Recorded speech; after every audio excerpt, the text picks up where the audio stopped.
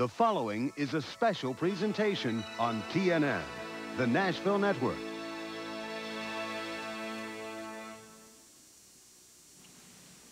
The Winston Cup, emblematic of the ultimate achievement in stock car racing, and accompanied by a check for $1 million. The quiet, contemplative driver of this car, with 3,818 points, Bill Elliott leads the chase for glory. We've got a pretty good points lead. We can't afford to have anything go wrong this weekend. We hope we have a good day. This Champions Chalice has more than one suitor. Just 70 points back. Supremely confident. A source of constant challenge, Davey Allison. We're 70 points back, but we won this race last year. We're here with the new car, and we're going to give it all we got. Next in the line of contenders for the throne comes Mr. Consistency, Alan Kulwicki, with 2 wins and 9 top 5 finishes. It's never over till it's over. We're certainly not giving up. We're going to go do the best we can and see where that brings us. But the man drawing attention from the first 3 drives number 42. Kyle Petty is on a relentless pursuit, fueled by victory. We won last week. We're 4th in the points, 95 behind. We've got nothing to lose. It's not a gamble for us. We're just going to go for it. Today, could the Arizona desert witness the crowning of the 1992 NASCAR champion?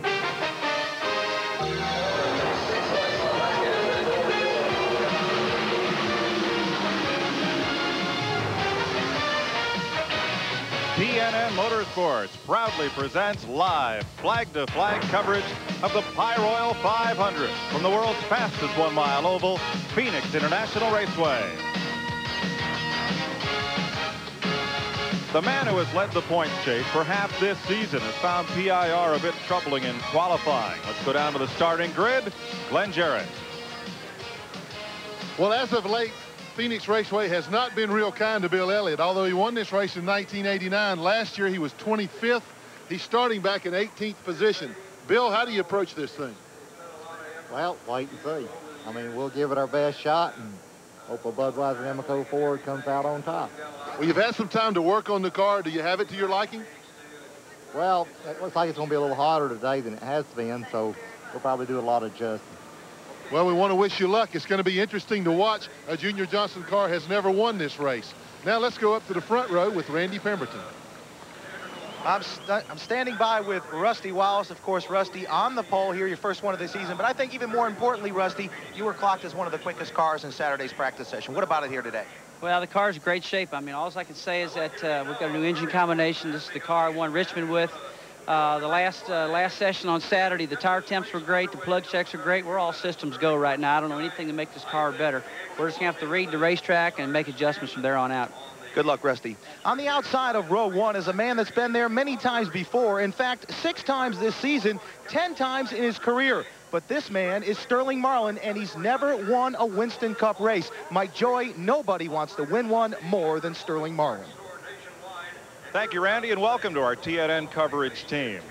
Hello, everybody. It's a beautiful day for racing out here in the Pacific Southwest, and a capacity sellout crowd is expected to be on hand here at Phoenix, and why not? Last week, there were 6 drivers well up in contention for the Winston Cup. Today, that number has dwindled to 4. We could leave this racetrack either declaring a champion or perhaps knotting this tight point battle even tighter. And Phoenix International Raceway will present its own unique challenges to all these drivers. You'll see that the turns are banked differently at the east and west ends of this speedway. And that long looping dog-legged backstretch is 400 feet longer than the front straightaway. It's a track that presents a unique challenge at every turn to every driver. And who better to speak to that than my 2 broadcast partners, Neil Bonnet and Buddy Baker. First, let's go down to Neil Bonnet. Seems like every week we're talking about tires at the Winston Cup races. They can be the key on who wins these races. We see the new ones over here, but just take a look at this stack of used tires. These tires are from just one team who are getting ready for this race. Phoenix is the type of racetrack, if you're not ready when they drop the green flag, it's hard to dial the car in. Some tracks you can crank the car this way or that way and get it better as the day goes. Phoenix is not that way. You better be ready when the race starts or you're going to be out to lunch. And this points battle, nobody can stand that right now. Talking about points, you've already seen 4 guys got a chance to win a championship, but there's still some more in contention to win it. For more on that story, let's go to Buddy Baker. Neil, there's a lot of attention on the first 4 cars running for the national championship. They're overlooking somebody that's very consistent and I think has a tremendous shot at maybe winning the championship. I'm with Andy Petrie here, crew chief for Harry Gant. How do you plan to attack this race today?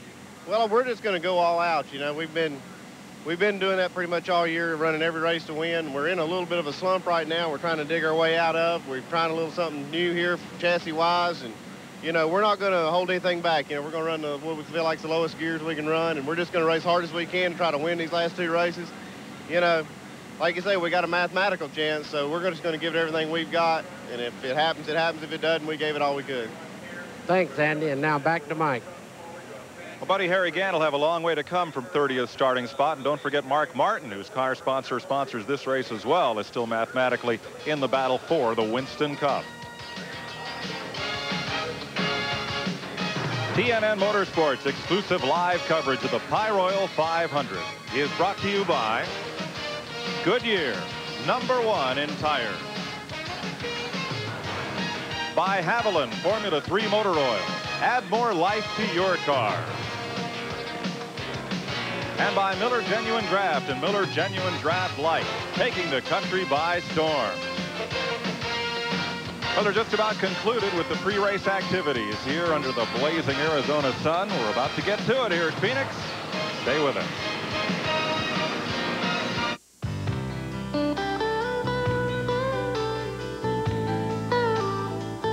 All of these championship-winning drivers have one thing in common: Goodyear Racing Eagles.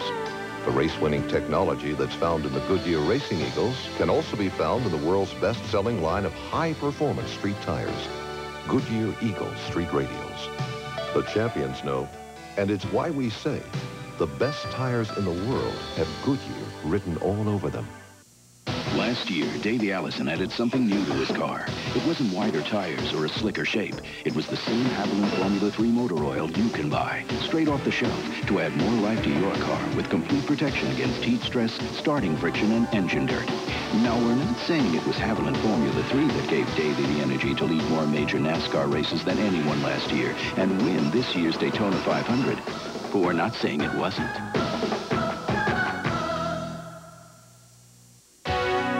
Miller Genuine Draft. It's cold filtered. That's how we keep our commitment to everyone who knows that draft beer is real beer, pure beer, the best beer. It's why so many people can enjoy a beer whose taste hasn't been changed by heat pasteurization, and why so many people are making a change of their own to the genuine draft. Get out of the old, get into the cold.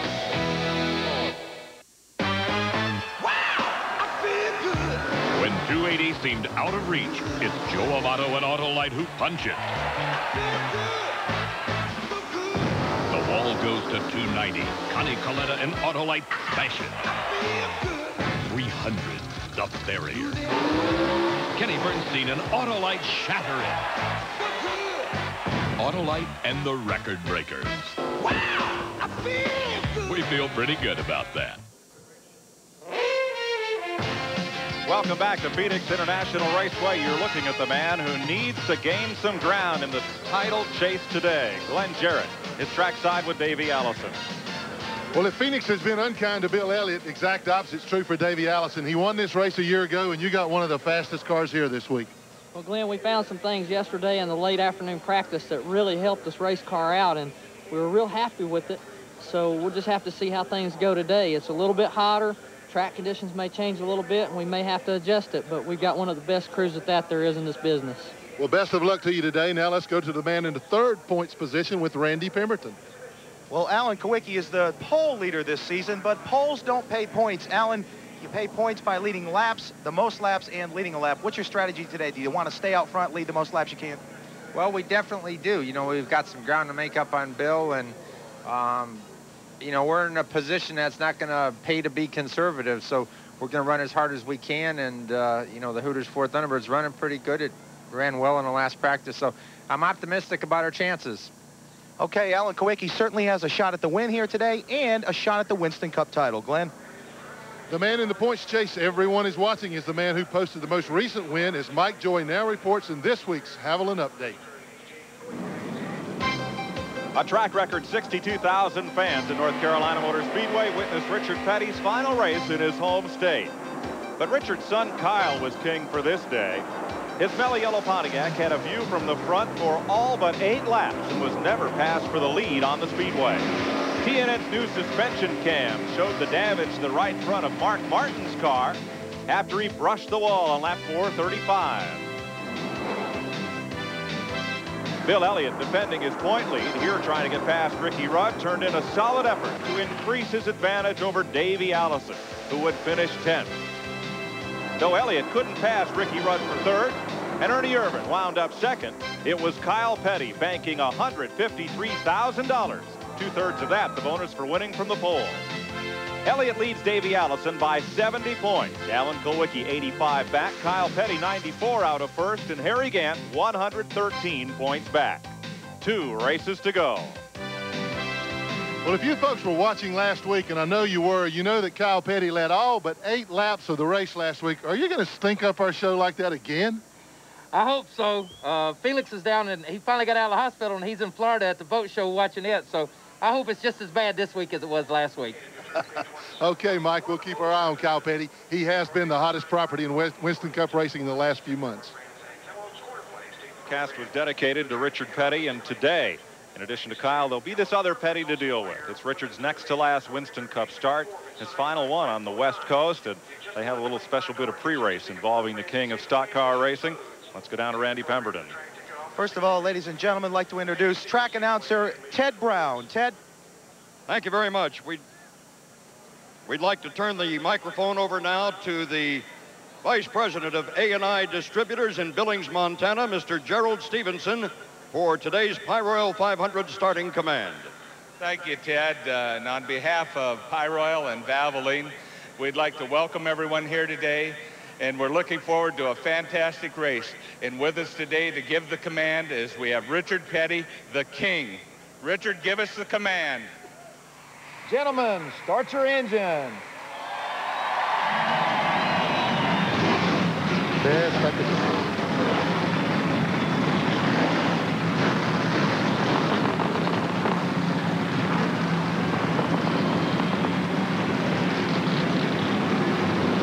Packed house here in Phoenix. Aerial fireworks go off, and 42 Winston Cup cars come to light. Rusty Wallace, first pole of the season, beat the track record. Sterling Marlin, 10th front row start of his career. Alan Kulwicki won the first race here at Phoenix. He's 3rd. Ricky Rudd. Ernie Irvin, 3-time winner this season. Jimmy Spencer and Bobby Allison's Ford in the 3rd row. Kyle Petty, last week's winner, and Mark Martin had a 3rd here 3 years ago. In the 5th row, Ken Schrader, yesterday's winner on the Southwest Tour. He beat Darrell Walter. 6th row, Mike Walters, best starting spot since July, and Davey Allison, defending champion of this race. In row 7, Derek Cope, former Daytona winner. Rick Mast, who had a top 10 here 2 years ago.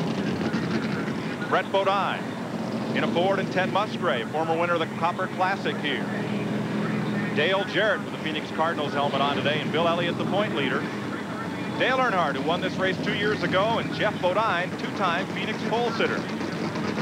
Then Bobby Hamilton, 21st, who made his Winston Cup debut here, and Morgan Shepherd with a 3rd place finish in Phoenix. Jimmy Hensley, Rookie of the Year, and 35-year veteran Richard Petty.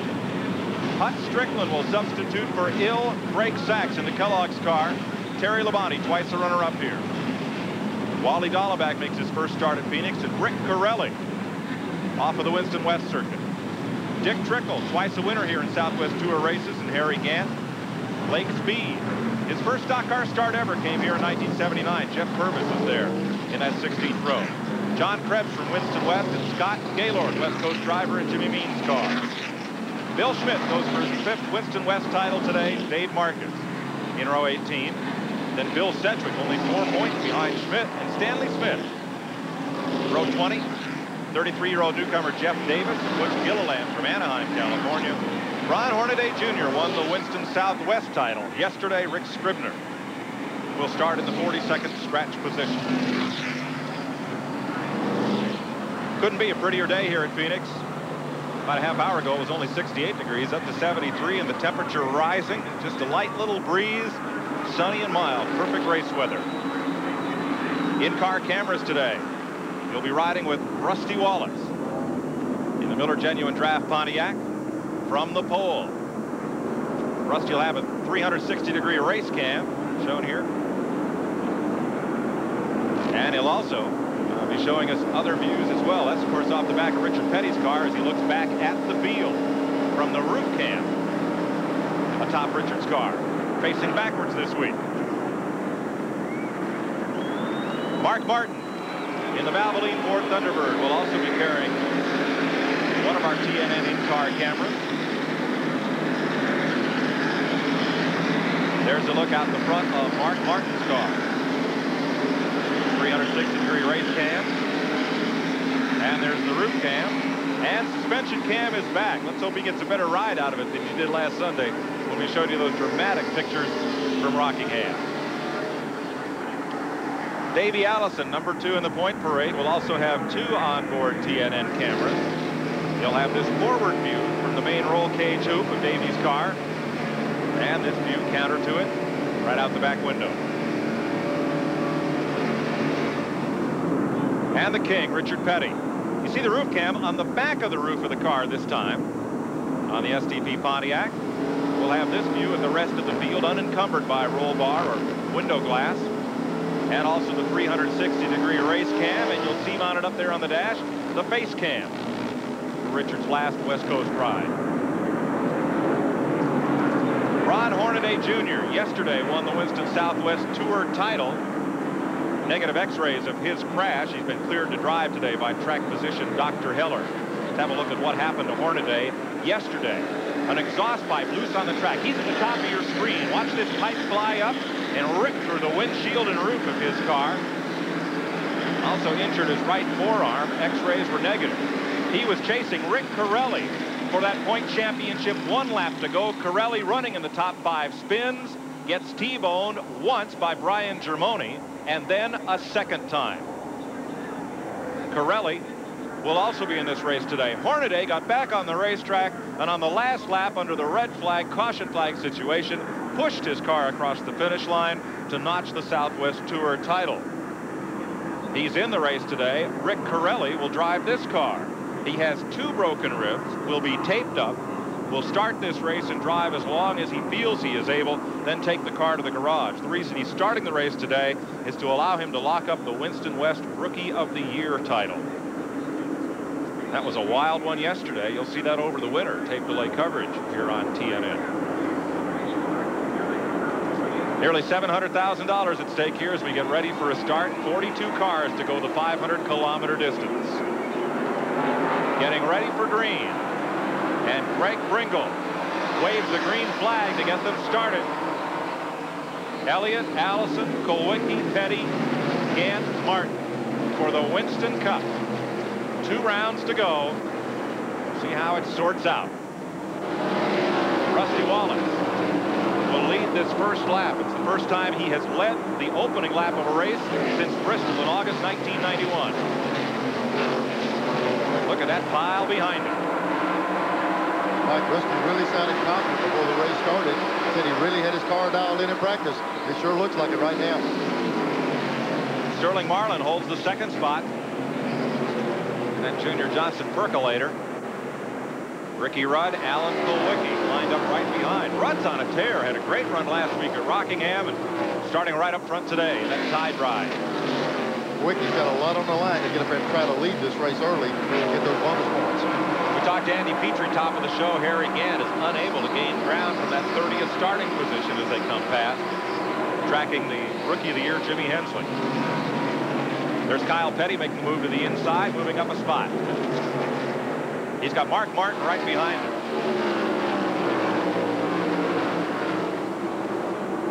Coming around a complete lap 3. And we'll be back with more of the Pyroil 500 from Phoenix right after we pause for these messages. What makes a winner? It's the shoes. Fast lane shoes. More and more top teams are wearing them, and so can you. Call 1-800-GET-FAST and see if your favorite drivers in the fast lane. Fast lane shoes look just like their cars. Very awesome. And performance to burn. It's the shoes. For immediate delivery, call 1-800-GET-FAST. Satisfaction guaranteed. When Darrell Waltrip needs a part, he needs the right part, and he needs it fast. And when you need parts, see the parts team at Western Auto. We've got top name brands and thousands of parts in stock. Right, guys? Right, DW. And we've got the right price, backed by our low price guarantee, right? Right, DW. And while you're at Western Auto, pick up Valvoline motor oil at a low Western Auto price. People who know, use Valvoline. Western Auto, the official auto parts and service store of NASCAR. Right, guys? Right, DW.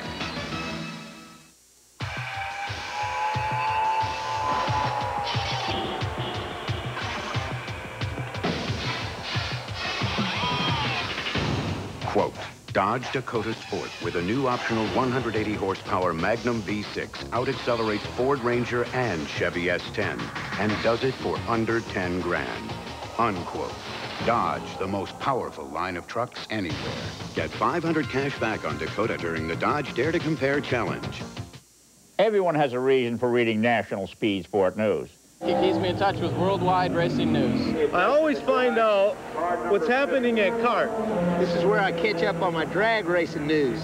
I read Speed Sport News to get the facts. I catch up on all the racing gossip in Speed Sport News. For whatever your reason, National Speed Sport News provides the fastest, most reliable and objective source of racing news available. Call today and your first issue will be mailed within 2 weeks. 7 laps in, we're under green, and you're watching out the back window of Rusty Wallace's car at the view he has of the entire field. He's led from the pole all 7 laps. Wallace, Sterling Marlin, Alan Kulwicki. Let's go back a few spots. Kyle Petty and Mark Martin turned in identical qualifying times. The old rule was the driver that turned the time first got the higher spot. The new rule is that the driver highest in the point standings breaks the tie and gets the further ahead qualifying spot. Kyle started 7th. Mark started in the 8th spot. And they continue to run nose to tail. Somehow, on the start, Mark got in front of Kyle, and Kyle was able to get back around him. It seemed like he was able to hold him off. Where are our point leaders? Well, they're battling nose to tail. They did not start the race that way. Davey Allison and Bill Elliott. Allison started 12th. He is faded to now 21st position. And right behind, look at Richard Petty. Petty's moved up 4 spots since the start of this race, including a move underneath Dale Earnhardt 2 laps ago. Well, I tell you what, Richard have a good run here today. It certainly set this crowd on fire. They've been after him all week. Every night they've got a function for him. And the King, if he could pull one off today, it'd be a miracle. And I think this might be the kind of race that favors Richard as you ride along with him. This race is only 312 miles, 500 kilometers. Mike, not only that, Richard ran 4 years here before they ever got a Winston Cup race here. He's run more laps on this track in a stock car than any of the people here. He's pulling up on Davey Allison, whose car clearly is not running as well as Davey would like. Back in that 20th spot, 19th position rather. After 10 laps of competition, Rusty Wallace leads it. Sterling Marlin, Alan Kulwicki, Ricky Rudd, and Ernie Irvin are the front 5. There you see point leader Bill Elliott right in the midst of that pack. And Elliott's moving toward the front. He does not up there. He is just to the left of the windshield of Davey Allison's car and does not appear to be running all that conservative. He's not, but if you notice, Davey's sticking right with him. I think his plan is to run whatever Bill runs and just keep him in sight. Maybe, you know, if he has a problem, he can move in and take advantage of it. If Davey were to win both the last 2 races, Elliott must finish 5th or better in both to clinch the title. Let's go down to pit road, Glenn Jarrett. Well, Mike, I monitored that situation with Davey Allison. I asked Larry McReynolds, the crew chief, if there was anything wrong with the car. He said thus far, the only thing Davey had said was, gosh, they're driving like a bunch of maniacs out here. So I have an idea he just dropped back and kind of let things settle down for a while. Front straightaway, Ernie Irvin and Jimmy Spencer in the Allison car, number 12, just about got together. And watch number 10, Derek Cope. He started 13th. He's moved up to 8th, and he's coming fast. Cope will not drive that car next year. His plan's a little up in the air, but he's coming hard. From Mark Martin's car, you're looking ahead at that battle. Mike Walton right in there as well in the Pennzoil car. Looks like Spencer cleared the 4-car and got around him. I'll tell you one thing. Look at Mark Martin's car go down in the corner. He is much faster than the cars he's running down. There's Martin underneath Mike Waltrip as they come off turn number 2. At the head of that pack, Jimmy Spencer, then Ernie Irvin, Derek Cope, Mike Waltrip, Mark Martin. Good, Mike. Here we are showing the telemetry inside the car. Let's watch what kind of RPM we see here. They're coming up the front straightaway now. This is the shortest straightaway on the racetrack. Seeing 8,500 RPM. If it turns 85 here, what in the world is going to turn down that back straightaway with 500 more foot of racetrack? You usually see the highest RPM down this back straightaway. If they don't hold him up, the motor should turn a lot of RPM. 84, 87 RPM for just a second. Mark probably promised not to hold it wide open. Yeah, he told Jack he wouldn't run it a tick over 8,500, right? Davey Allison comes underneath Bill Elliott, battling back. Jeff Bodine just ahead, Dale Jarrett, Rick Mann in the 1 car. No, this does not look conservative here. I love it. You know, Davey said everybody's driving like wild man. Well, that's Winston Cup racing. They're all driving like wild man. It's down to 2 races to go. Everybody's wanting to win races. And here comes Richard. Underneath Jeff Bodine. You're riding with the king. Looks like they shuffled Dale Jarrett to the outside. The entire group got by him. Back single file. Earnhardt all over Richard. Then Bobby Hamilton, Wally Dallenbach. You can see out the front of Richard's windshield, although Davey Allison cleared that group and got him 2 or 3 positions on that. Dale Jarrett dropping back. He's falling to the inside of the racetrack there. I'll tell you what, Earnhardt was one of the fastest cars in practice, and Richard seems to be able to handle him pretty well right now. Bobby Hamilton just behind Earnhardt. He's in a Ford today. Country Times car. There he comes down the inside of Earnhardt going down to turn 1. Earnhardt's trying the outside of Richard. Hard to make it on that outside here. Dale Jarrett comes to pit road as we continue under green in lap 18. Jarrett will get right side tires. Richard Petty battling Dale Earnhardt. Back at 20th position. We saw Dale Jarrett go to the outside. Looks like he might have had a tire problem. That group of cars passed him and he came into pits. Gillette Halfway Challenge is part of today's race. And any guess who will lead the halfway lap? But if you stay tuned and you have sent in a postcard entry, Gillette may call you. And if you know who wins the halfway lap and the $10,000 that goes with it, you may win a Chevy Lumina. You can enter next week's challenge by riding the Gillette, Box 2246, St. Petersburg, Florida, 33731. You must be 18 or over. Send in your name and telephone number. And for the Atlanta race, you could be entered for that contest. That's looking over the shoulder of the king right there. Richard's working the wheel. Earnhardt slipped up under him, and Richard's not going to be content with that. He's wanting that position back.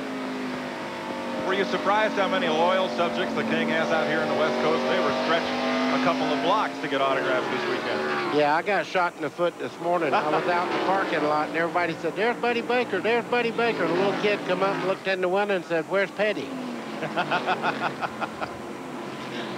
Dale Jarrett back in. He'll get left side this time. Randy Pemberton. Well, I just got the word from the crew that he just said that he had a tire going down, said Dale Jarrett. They came in, came back in, changed 2 more on the left side. Evidently, they missed the first 2. It was on the left side of the automobile. So Dale Jarrett back out. All he said was he had a tire going down. 10-second pit stop the first time, 11.5. Second time for Dale Jarrett. Rusty Wallace leads this race. Sterling Marlin, Alan Kulwicki, Ricky Rudd, and Jimmy Spencer has climbed to the 5th spot now. 22 laps complete. There's a look at your top 5. First 3 just the way they've run since the drop of the flag. The rest of the top 10, Ernie Irvin, Derek Cope is right up there. Mike Waltrip, Martin, and Schrader. Looking ahead to 1993, we asked Kirk Shelmerdine and Dale Earnhardt about next year. Next year, we have some different ideas. I think this year was kind of we had a lot of problems and we fell out of some races, and it actually enabled us to do some development work in the races that we wouldn't normally try things we wouldn't normally try if we were running for the championship. I think we're going to take a little bit different direction in certain areas next year, and we'll see how it goes. You know, the competition gets tighter every week, and we don't have the edge we used to have. We're going to see what we can do about getting that back. You know, we've had a bad year. All you can do is chalk it up and go into next year and look for 93. Team's positive, and we know we're winners. We've won, we've lost, so maybe it'll be our year next year. We've had Rusty Wallace hard at work. A little boot cam action there. Feeds the throttle back in. Down the straightaway. Rusty uses left foot braking. Watch when he gets down the corner, he picks his left foot up, right on the brake, off the throttle. Just kind of feed the brake, let the car roll through. Feed the throttle a couple of times. With this racetrack, you can't just jump flat on it off. He's having to feed it up off the corner. He's doing a good job with it. Look how good that car is handling. That steering shaft was hardly moving. Rusty Wallace in the Miller Genuine Draft Pontiac has led all 30 laps. There's Sterling Marlin just behind. Alan Kulwicki runs third. In a position here to pick up some big points. Alan's got to be wondering, hey, I'm this close, boy, if I could just move on up here and lead this thing for a lap. But that's not going to be easy where the leader's running. You see Kyle Petty at the front of this pack. Now, Davey Allison has moved off past Kyle while we were under commercial and left him. So Davey's car is much better than when it started this race. I think Davey's spotter said, look, you're getting behind pretty bad right now. You need to pick up the pace, and he's passing cars left and right now. You saw Allison there, bottom of the screen, as we watch Petty, Brett Bodine, big brother Jeff, and Bill Elliott almost get into the back of the Bud Moore car there. Looks like they had a little bit of contact coming up off turn 2 over there.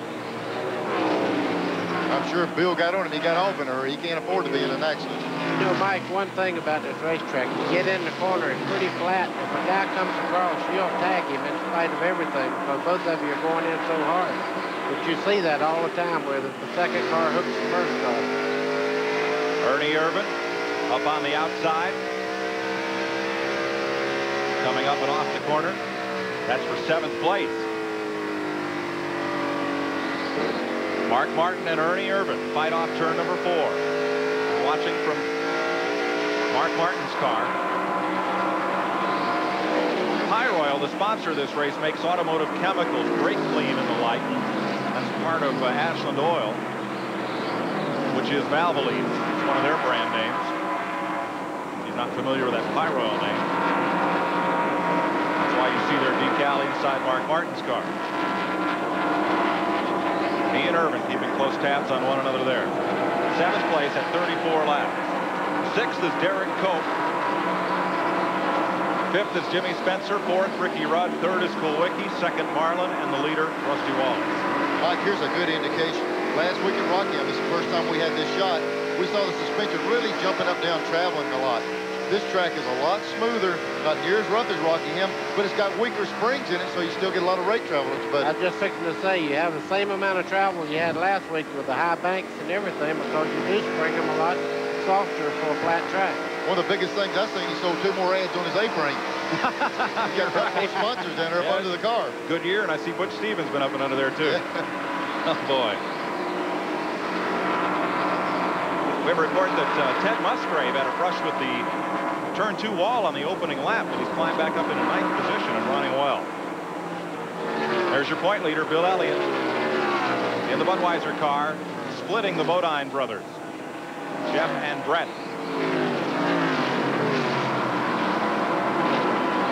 36 laps complete here at Phoenix International. There's your race leader, Rusty Wallace. Front 5 are pretty much unchanged. Derek Cope, a strong 6. There's the rest of your top 10. Hey.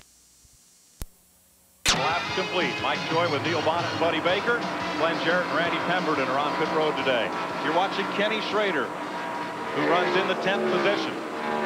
Just behind Ted Musgrave and just ahead of Darrell Waltrip. That's how they finished yesterday's race, 1-2, Schrader and Waltrip. At the back of that pack, Davey Allison. Ooh, did you see the back end on Michael Waltrip's car then? I mean, he is loose getting in the corner. He's doing a pretty good job just to hold that car on the racetrack. And here's Elliott coming hard. Look right there at the right front fender. When he was racing with Bodine a while ago, it looked like he tagged that right front a little bit and got the hood bucked up on the car a little bit. He can't afford much of that. You mess up it a little bit here, and it'll really slow the car down. Let's check with Glenn Jarrett. Well, I'm down in Bill Elliott's pit. Tim, he seems to be sliding backwards a little. Has he said anything about how the car is? No, he didn't say anything about the car, Glenn. It's just one of those deals right now. Hot racetrack, hot tires.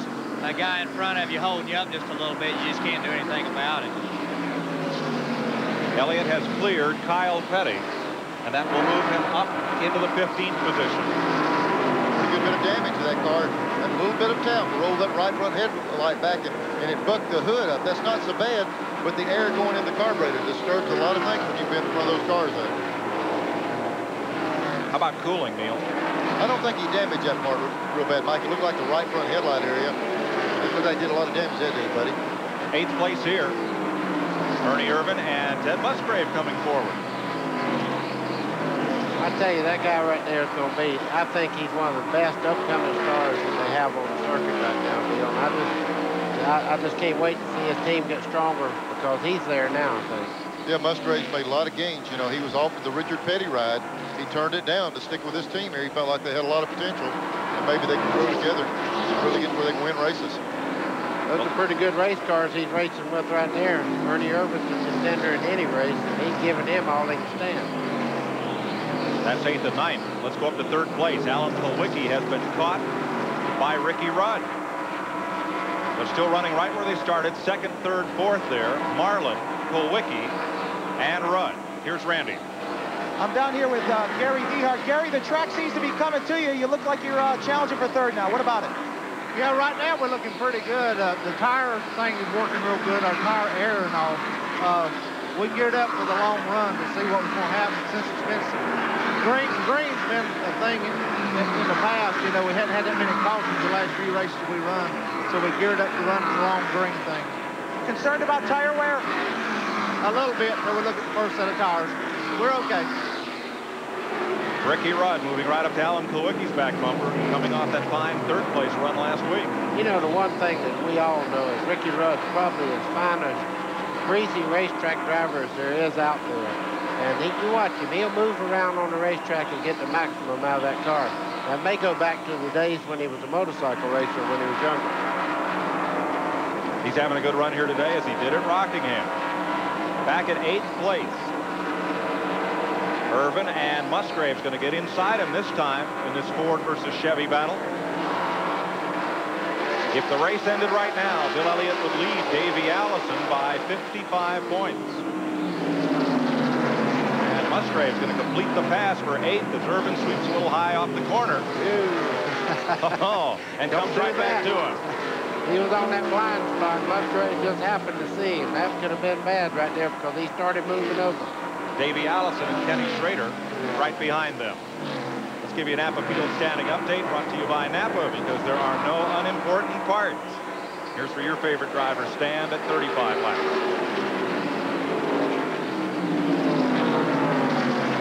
We'll have some talk later in today's telecast about who goes where next year. No major announcements this week, but a few surprises, and the rumor mill is running, I think, past the red line in some cases. Try to fill you in a little better as the day goes on. Davey Allison has moved right up on Irvin now. And there's Schrader in the picture and Darrell Waltrip. Let me tell you how tough a racetrack Phoenix is to decide a point championship. Yesterday, in the NASCAR Southwest Tour event, the point lead among 3 drivers changed at least 6 times and wasn't decided until the final lap. Mike, and they saw some of the footage of the last lap at the top of the show. And I'm telling you, it was a knockdown, drag-out affair, and the guy ended up pushing his car across the start-finish line and won the championship. It's more like a knockout, drag him into the truck. Right. On the floor pan affair. Battle here with Bobby Hamilton moving up on Richard Petty. Harry Gant there. This action back at 22nd position. Wally Dallenbach has just gone past these cars as of a couple of laps ago. Harry up on that high line. There's Kyle Petty battling Brett Bodine, Earnhardt, and Wally Dallenbach is moving up. You know, this is the type of racetrack if Wally Dallenbach's going to have a great run on it. He's a tremendous road racer. These flat corners are right down his alley. He's giving them all they can stand right now. Dollenbach, there he is, right side of your screen. He was underneath Dale Earnhardt that time. As Brett Bodine goes for Kyle Petty. And that's allowed again Richard Petty and Bobby Hamilton to catch this pack. They are 6 seconds from going a lap down to Rusty Wallace. Battling hard. You know, Kyle must be having some kind of chassis problem because he's drifting back in the field. He's starting right up front. They're going by him on the inside. He really must be pushing or something. Watching from Richard Petty's car. This has not been one of Kyle's better tracks. His best finish here, 20th last year. There, Dollenbach going to try the high side on Earnhardt. But Kyle Petty is right there. You know, Mike, if it looks to the fans like that track's 100 foot wide there, it is. There's no more. Coming off turn 2, they get pretty brave. They put them 3 and 4 abreast out there. We've seen a lot of that this weekend. Earnhardt and Dollenbach traded a little paint that time. You may see some sparks fly as you watch from Richard's car there. Well, I got to tell you, if he passes Earnhardt on the outside in the middle of the corner, he'll get the Attaboy Award for the day. And he did. He's moving up. Wally Dollenbach Jr. in the Keystone car of Jack Roush. Trying to work his way to the front. Now underneath Kyle Petty. I think Dollenbach saw the way to do it was the inside. He got down the inside. He's going on by Kyle now. 18th position is that battle. Let's have a look at your top 10. Still Rusty Wallace at the head of the field. Sterling Marlin, Ricky Rudd, Alan Kawicki, and Jimmy Spencer. No change in the front 5. Derek Cope still a strong 6. Mark Martin, Ted Musgrave. Davey Allison moved up to a 9th after a slow start. Ernie Irvan is 10th. We asked Ernie Irvan about his outlook for the 1993 season. Well, you know, it looks good as far as the way the car is running, and it's just a matter of being able to finish races, which we haven't been able to do as good as we need to this year. But as far as speed-wise and the competitiveness of our race team and developing the motors, I think we're in good shape to give everybody a run for it. Action of the day. And all the cars on the lead lap have taken the occasion to pit. They've now come back out in much the same order as when they went out. Look at this piece of debris up by the wall in turn number 3. Wow, that's almost a whole tire there. Somebody really had a problem. This complete circle of the tire looks like the entire outer section came off the carcass. Pits are now filled with cars 1 or more laps down, making their stops on the second lap when the pit lane is open. A lot of people got a break there. Kyle Petty and a bunch of them were about to go a lap down. I mean, Rusty is hooked up and flying today. Jimmy Hensley coming out, Dick Trickle, Dale Jarrett, who had an unscheduled pit stop, and here on pit road, John Krebs, the West Coast driver. The Raymock boys, Butch Mock and Bob Rahilly involved with Krebs' car. Told this weekend he'd like to make the move up to Winston Cup. Circumstances permit. Here's Glenn Jarrett. Well, I've gotten Buddy Parrott to come down off of the toolbox there from his vantage point. Buddy, you guys are really hooked up. That car looks great. Well, I tell you what, this Penske racing team, I tell you what, they just did a great job on the pit stop. You know, they've done a great job all week long comparing this Miller Genuine to Ralph Pontiac. And I'll just tell you, I told you in Rockingham, you know, we've got to put this thing off till Phoenix, and hopefully we can do it. Well, Rusty's got to be pleased. Is he saying anything? Well, the car was a little pushy there at the start, but it's kind of come in, you know, on the tires and getting the fuel burn off, so looks like we're going to be okay. Okay, let's go back to Mike. 1 lap will go racing. Election day is Tuesday. We want to make sure you vote, so we'll give you a little encouragement in the next 45 minutes of our telecast. We didn't have a great voter turnout last week among 6 drivers. Maybe now that there are 4 mainly in the running, vote for the driver who you think should be Winston Cup champion. That's the point tally so far. You saw our 800 number up on the screen. There it is, 451-7331 to dial in and tell us who should be Winston Cup champion. Call in your vote, and remember to vote on Election Day. This Tuesday, November 3rd, your vote counts.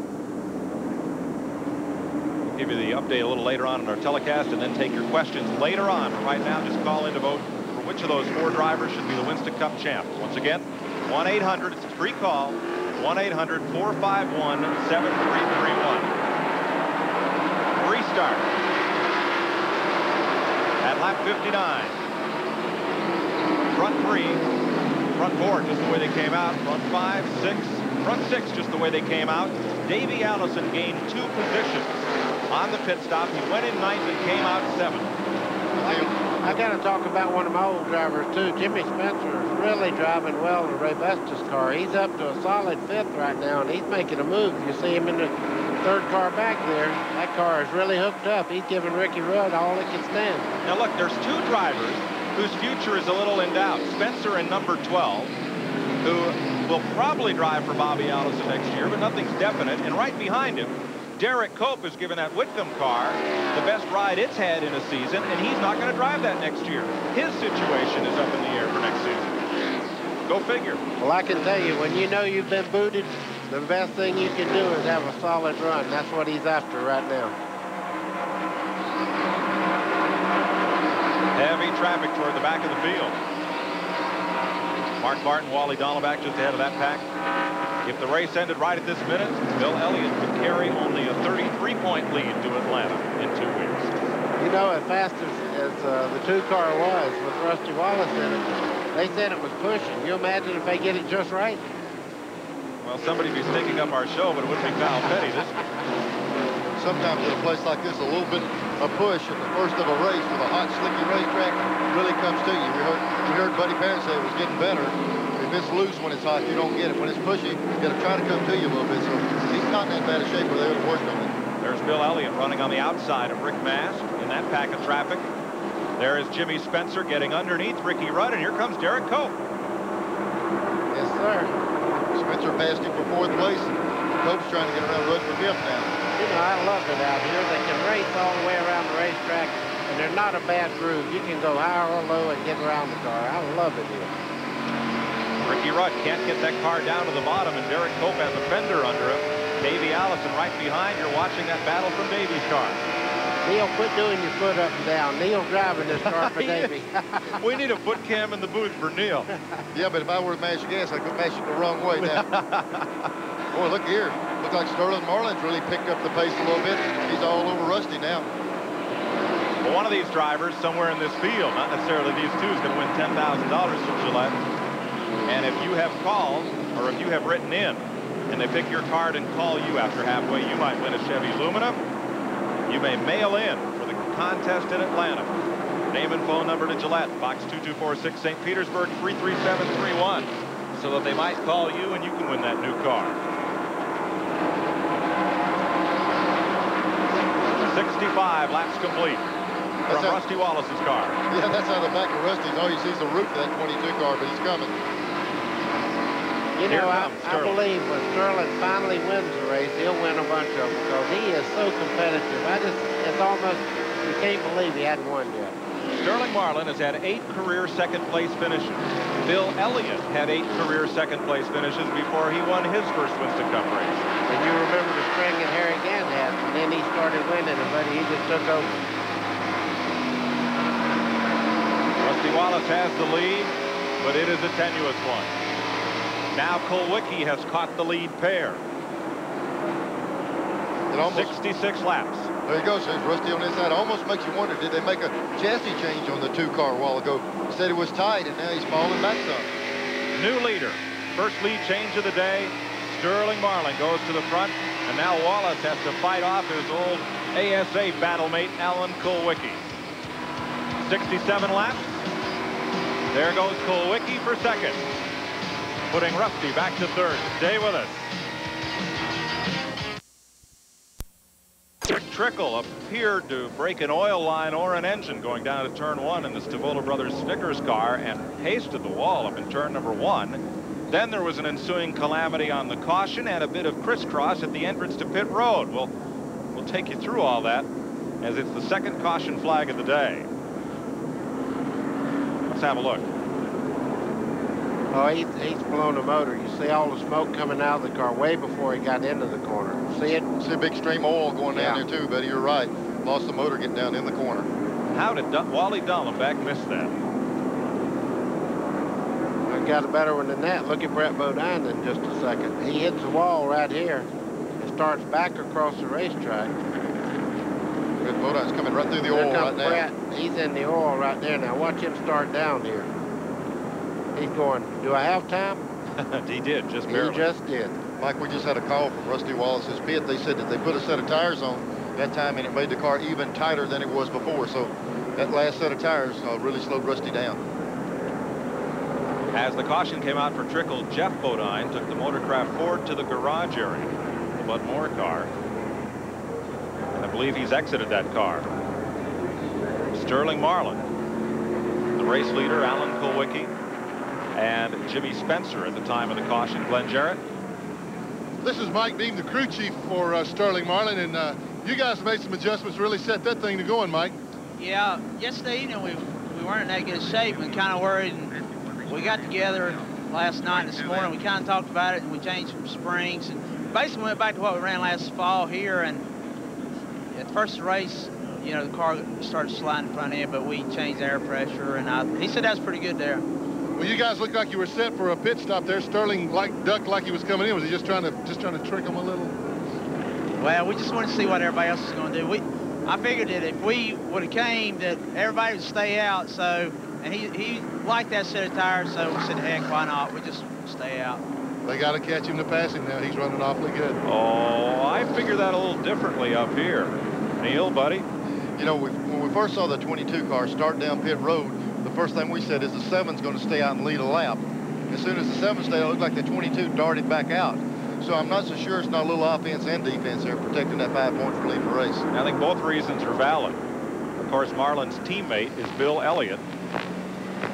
And if they can keep Kulwicki from leading a lap, that's 5 less points to worry about from that third-place car. But Mike Beam's point is well taken. So Marlin stays on the racetrack to lead, with Kulwicki second, Jimmy Spencer third, Rusty Wallace and Derek Cope. There was a collision between Bill Sedgwick and Bill Schmidt, the two Winston West Point leaders. As you look at the rest of the top 10, after the caution flag flew, we'll get to that in a bit here. But as we go to break, we asked Sterling Marlin what his thoughts are heading for 1993. We're going to try to win us one or win two and finish out the year. And then the day after the race, we're going to test the Ray Best's Ford in Atlanta all day Monday. So we get there and be ready to go to Daytona and do all that testing. So get rolling for next year. In the outside lane, Sterling Marlin, Alan Kulwicki. The 12 car, Jimmy Spencer, Rusty Wallace in fourth, and Derek Cope in the Purelator car up to fifth. First top 5 run since the Southern 500 in 1991 when he finished fourth. And you're watching from Rusty Wallace's car in 6th place, or in 4th place rather. There's Dale Jarrett down the inside. Dale got a lap down with those tire changes earlier. And he's a lap car, but there's Spencer right up under Kulwicki, buddy, like you're talking about. Spencer's coming on, Bobby Allison's car. I'll tell you what, Jimmy Spencer's got to be one of the most exciting drivers to watch on a racetrack. As a matter of fact, that's his nickname, Mr. Excitement. And I'll tell you what, when he's going like he is right now, I can't wait for him to get up there with Sterling. We're going to have some great racing. I'm going to break. Sterling Marlin mentioned he'd be driving the Ray Bestis Ford next year. That's neither Junior Johnson nor Bobby Allison's car. The Ray Bestis sponsorship moves to the Stavola Brothers team that Dick Trickle now drives for. Trouble in 4, Ricky Rudd almost hit the wall. Can't get down to pit road as if he had a problem there, and he's off the pace. They're streaming past the Tide car of Rudd. Mike, I was watching him as I went down in turn 3. Rudd got tapped on the inside by another car, and he went right up to the wall, and he got in that marbles, and he had to just totally slow down to about 40 or 50 miles an hour to get straight down. He went all the way to the rear. What a pack of traffic he was in the midst of when that happened. So as we said, the Stavola car with Sterling Marlin next year will carry the Ray Bestis sponsorship. Bobby Allison's car, unknown what will be on the quarter panel, or definitely who will be in the seat. Trickle's plans in doubt as well. I'll tell you what, the only thing I can say with Bobby Allison's car, the stock is going up in that thing. The last few races, they've been right in the hunt. And just to finish that part of the story off, the 22 car, there will be a 22 car with Maxwell House on it, but it won't be Junior Johnson's car. That's an announcement will be made at Atlanta. Let's have another look here. Watch for Ricky Rudd, right side of the screen. But he's already been tapped.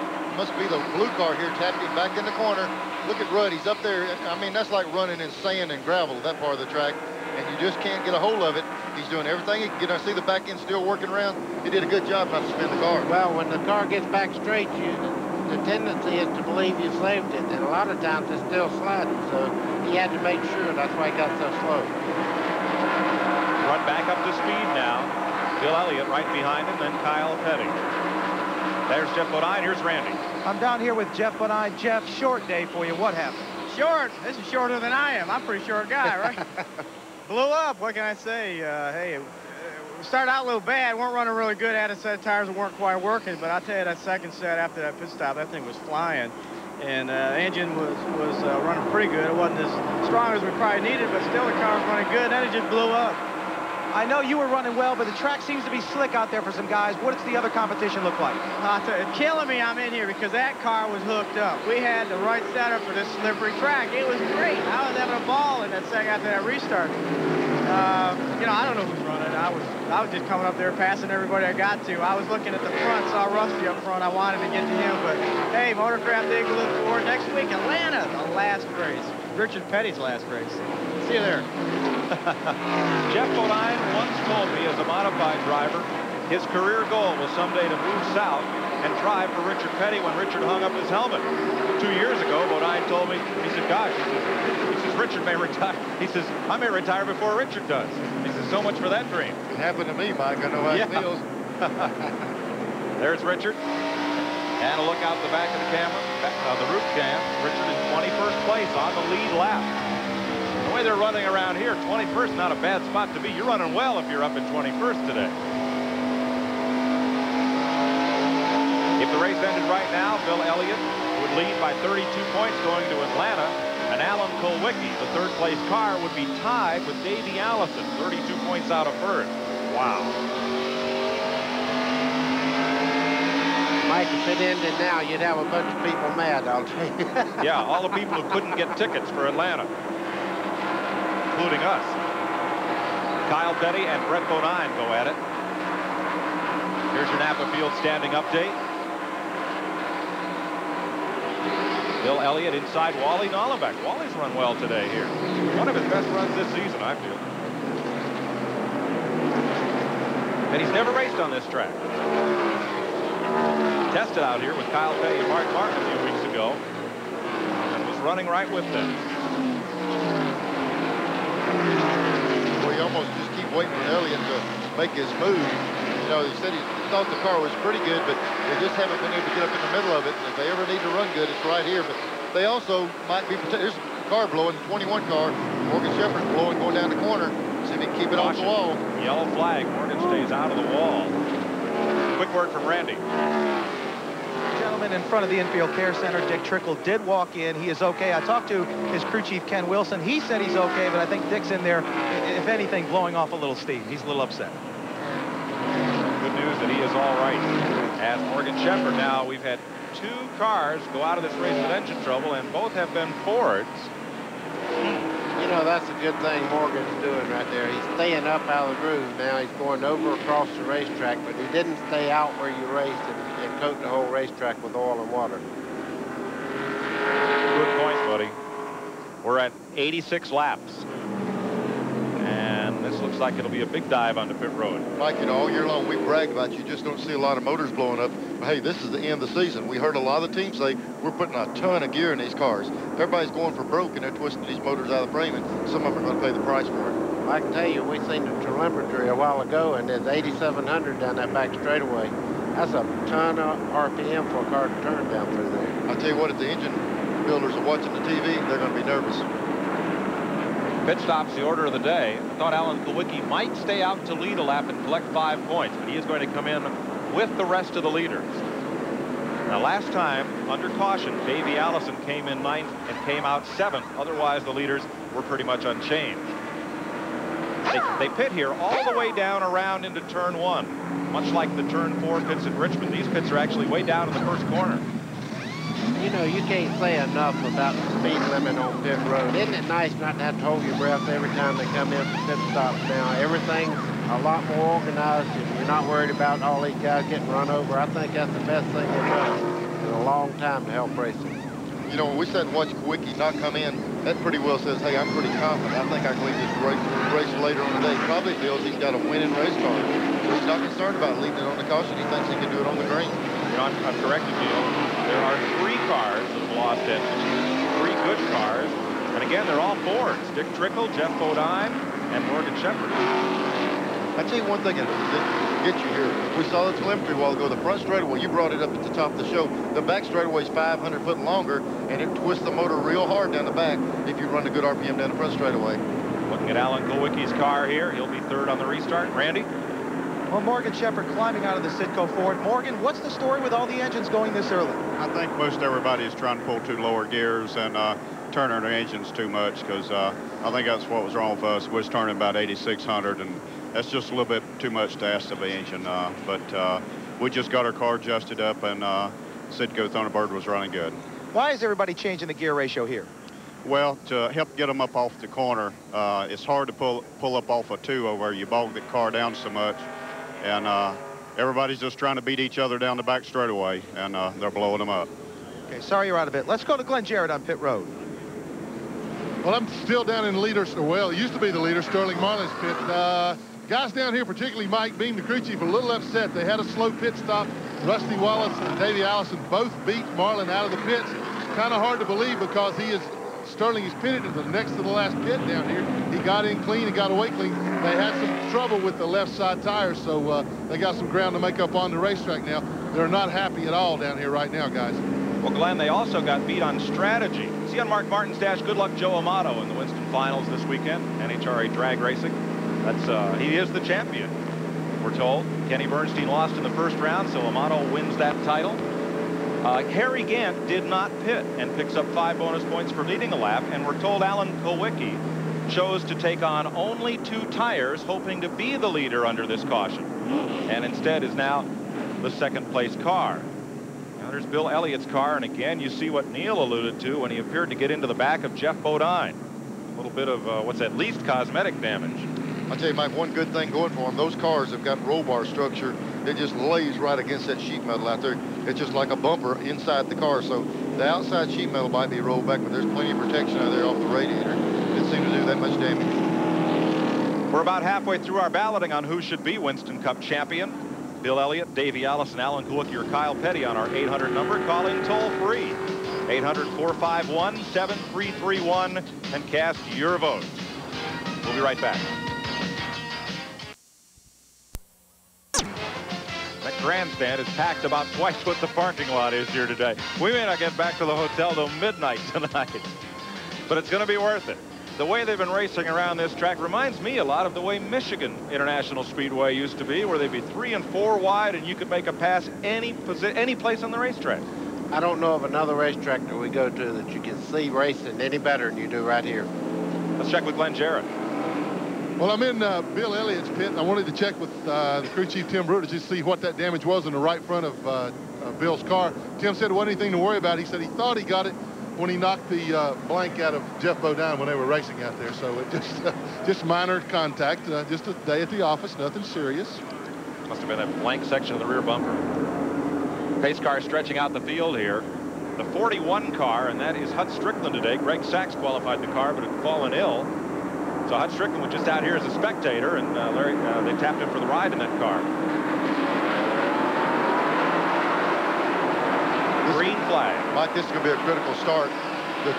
Kulwicki just took on 2 tires to try to get up there and lead a lap. Again, stayed out. He's on old tires. Kulwicki needs to try to take the lead early, because the guys behind him, they've got 4 tires. Kulwicki was gambling, so see if it pays off. The race ended now. 25 points back to Davey Allison and 5 more to Kulwicki. Gadd is slipping back, and Alan Kulwicki will get his wish unless Rusty Wallace passes him off turn 4. Yeah, Gant was on those old tires. There were 4 old tires on his car. He stayed out in the lead lap, but he's going to pay the price for it now. That made me a little tense. He's going down the back straightaway and run through all that oil drive. I thought he lost the motor just for a second. Mark Martin's underneath Gant now as you ride with Davey Allison. He is the 4th place car. The man at the head of the pack, Hut Strickland, is on the tail end of the lead lap. Strickland will drive the number 27 McDonald's Ford for Junior Johnson next year. Stanley Smith there in the picture, just ahead of race leader Alan Kulwicki in the Hooters Ford. There was Kulwicki trying to get under Smith, getting down in the corner. Oh, that's got to be frustrating for the leader. Now Stanley Smith is also on the tail end of the lead lap. looks like Rusty might have a good set of tires back on there again, Neil. He's starting to really work them over. And you see that Kellogg's livery on the car that Hut Strickland's driving. Terry Labonte and Billy Hagan will have the Kellogg sponsorship next year. That's about as close as Rusty's going to follow him, I believe, Mike. If he was following him any closer, he'd be leading him. Or carrying him, I'm not sure which. You're riding with Rusty. The pole sitter, man who's led the most laps thus far. As they sweep off into turn 3. They've dispensed now with Hut Strickland, but not with Stanley Smith. Pretty impressive for Stanley Smith. They seem to move up on him, and they can't make a pass on him. See if Kowicki can get up under him. Now, keep in mind, Kowicki just took on 2 tires.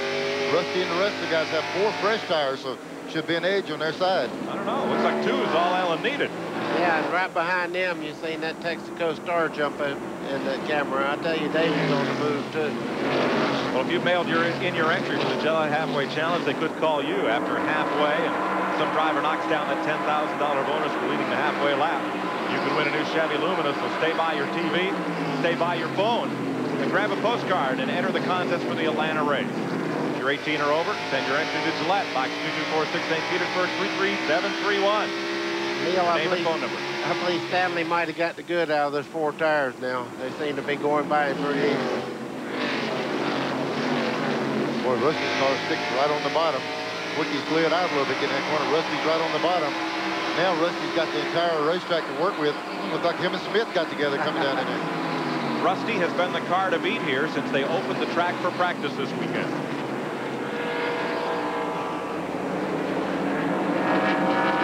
See if he can track down Alan Kulwicki while he still has the advantage of fresh tire.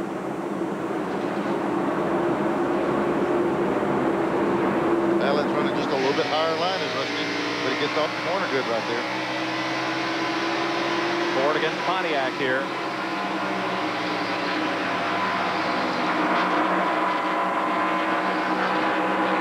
Boy, buddy, looks like Wicky's car really jumped off that back straightaway.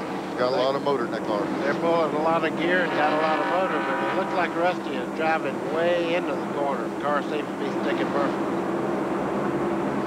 Derek Cope just passed by Dale Earnhardt 1 lap ago, but he is still on the leaderboard in 7th spot. You know, a lot of Earnhardt's positions that he's made up are in the pits. Every time he comes into pits, he picks up 7 or 8 spots. So they're really making him work. Yeah, it puts him right back in the hunt every time they do have a caution.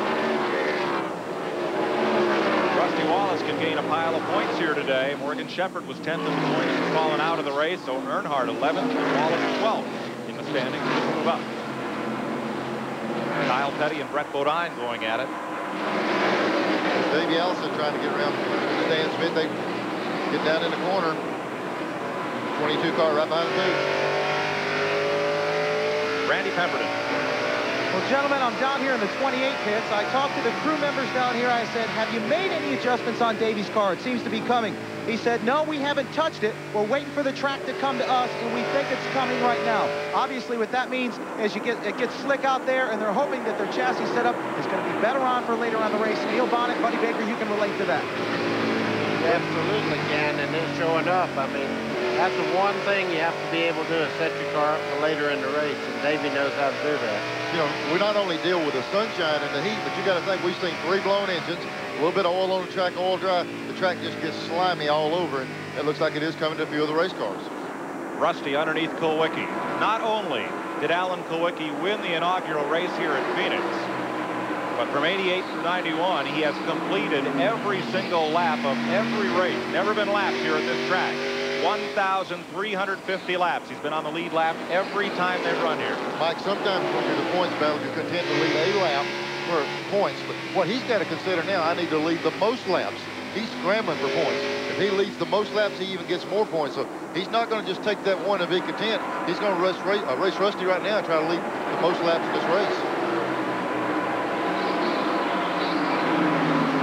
I'll say one thing, Rusty's going to make him earn it. Every chance he slips or anything, he sticks the nose right up under him. That lap past Butch Gilliland, Davey Allison comes into view. You know, if if anything, buddy, when you start weighing out facts against facts, he should be a little bit better because we know ourselves how much the tire, how much advantage. Boy, Rusty got it down on down off the track and the oil drive got her sideways. But we talk about tires all the time, but 4 tires are supposed to be 2. It might not do it right now, but as this run continues, Rusty's car should be a little bit better, but it's not showing up that way now. If he keeps cutting it sideways like that, though, he's going to wear off to you. Oh, yeah. Let's go back to 15th spot. Darrell Waltrip with Bill Elliott, Harry Gant, and Ricky Rudd. Now there's Elliott. If the race ended at this moment, he would lead Kulwicki and Allison by 20 points. Davey and Allen would be tied. Gosh. 106 laps complete. Let's run you back through the field in front of this packed house here at Phoenix International Raceway. Kulwicki, Wallace, Allison, Marlin, and Spencer, the front 5. The rest of the top 10, Mark Martin, Earnhardt, Urban, Cope, and Schrader. Mark Martin running in 6th place right now.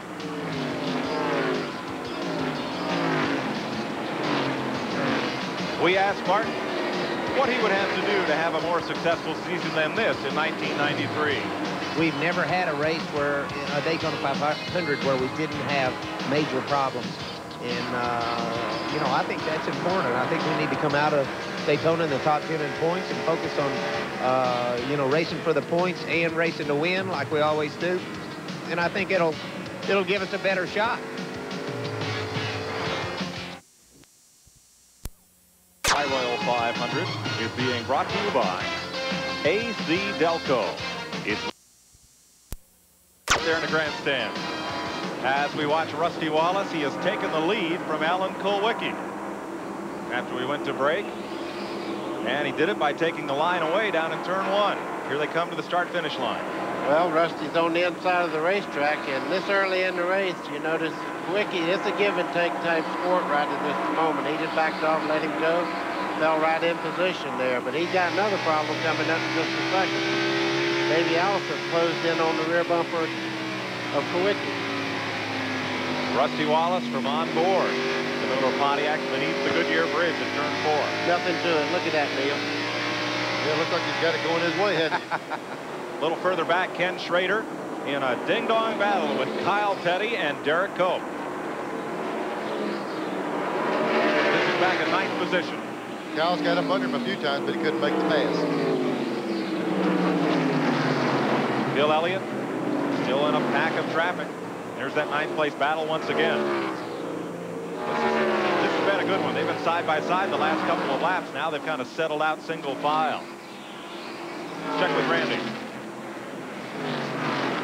Well, I came down here to talk to crew chief Barry Dotson. I said, you guys were about perfect early on, and now you're a little hit and miss. I asked him what the problem was. He said they took 2 rounds of bite out. Evidently, they were closer than they thought. When he comes back in, they're going to put the 2 rounds back in the car, and hopefully that'll hit it for him. He can go back to the front. Dotson crew chief on Derek Cope's Bob Whitman's car, the cheerleader machine.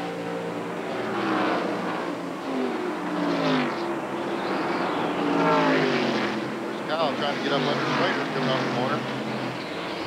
They're back to 2x2 again for 9th place. Here they come. Schrader advantage. Is that an actual note we just got? We understand that the 11 might be losing a little bit of water out there. NASCAR officials having a long look at it as he went past start finish. Yeah, we've been watching as he goes on start finish line. The officials are about to fall off the flag stand looking to see if that is the problem. And I'm sure he's getting some help from some of the other teams officiating. They'll be saying if anything happened at 11, they'll let them know. That's just strictly a note passed to us. It's nothing verified. Let's move up and look at the race for 4th here. Here's 9th. Here is 4th place. Sterling Marlin, Jimmy Spencer, Mark Martin. Well, let's see if some of Joe Amato's good luck can wear off on Martin today. He had Joe Amato's motor, I think he's fixing to get the ball right here. Sammy Kershaw was here to sing the national anthem. Those of you that are inveterate watchers of TNN will know that Sammy co-stars in the new Mark Martin music video. He co-stars. I thought Mark helped him. Hard to say who gets more camera time. I think the car does. The Jack Roush Valvoline Ford gets more camera time than anything else in that video. But it's a neat one, and it's getting some pretty heavy play here on TNN. Kershaw was here to sing the national anthem. That 6 car gets a lot of play on TNN also. Yeah. That's a very competitive race car. There's Spencer directly in front of Mark. Spencer was right in the middle of it. Looked like they had a little bit of a problem on the caution on the pit stop. They didn't come out in front.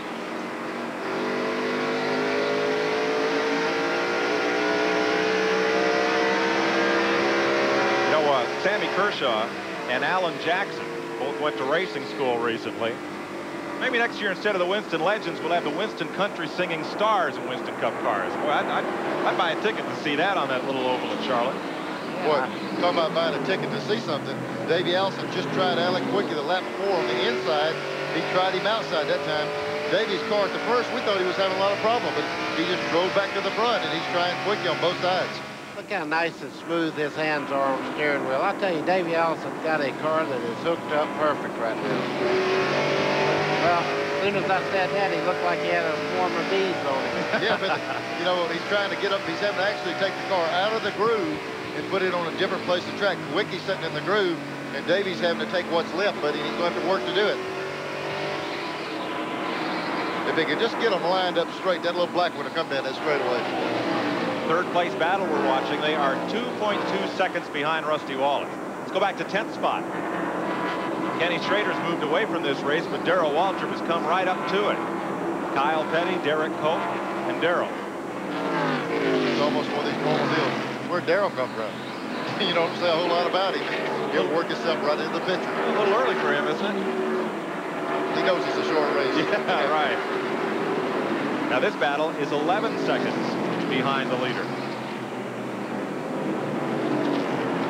Here goes Darrell underneath Derek Cope. Wow. And Mike Waltrip moving up, then Bill Elliott. That's pretty impressive, Neil. He just made a hard left. People, don't touch your dial. There's nothing wrong when I'm talking. I got about the worst cold I've ever had in my life, so if I sound like I'm in a tube, I am. I asked Buddy what he was taking for it. He says, how much do you give me? Thanks a lot. I want to move over a notch. I might get it over here. There's Tim Brewer or the Budweiser crew. I'm sure they're trying to figure what to do to make that 11 car better for this points battle.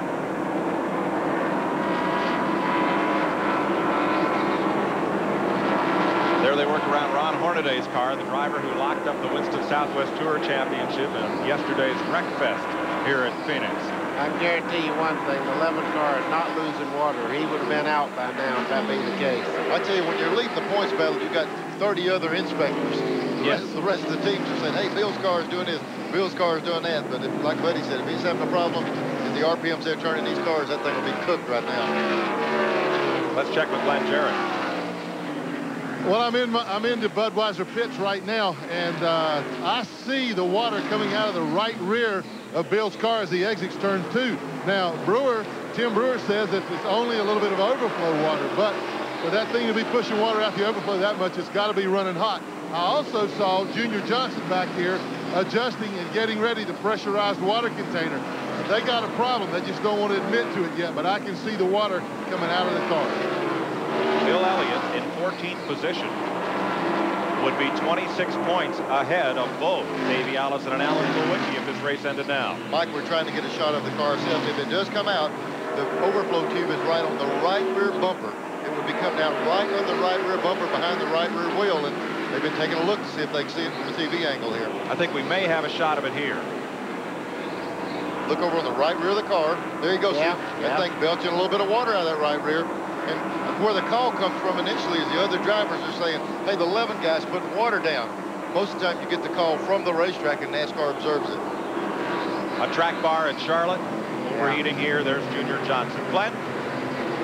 Junior, looks like a little water coming out of the car. What's the problem? Well, we don't know. They put an awful lot of quick dry on the racetrack a while ago.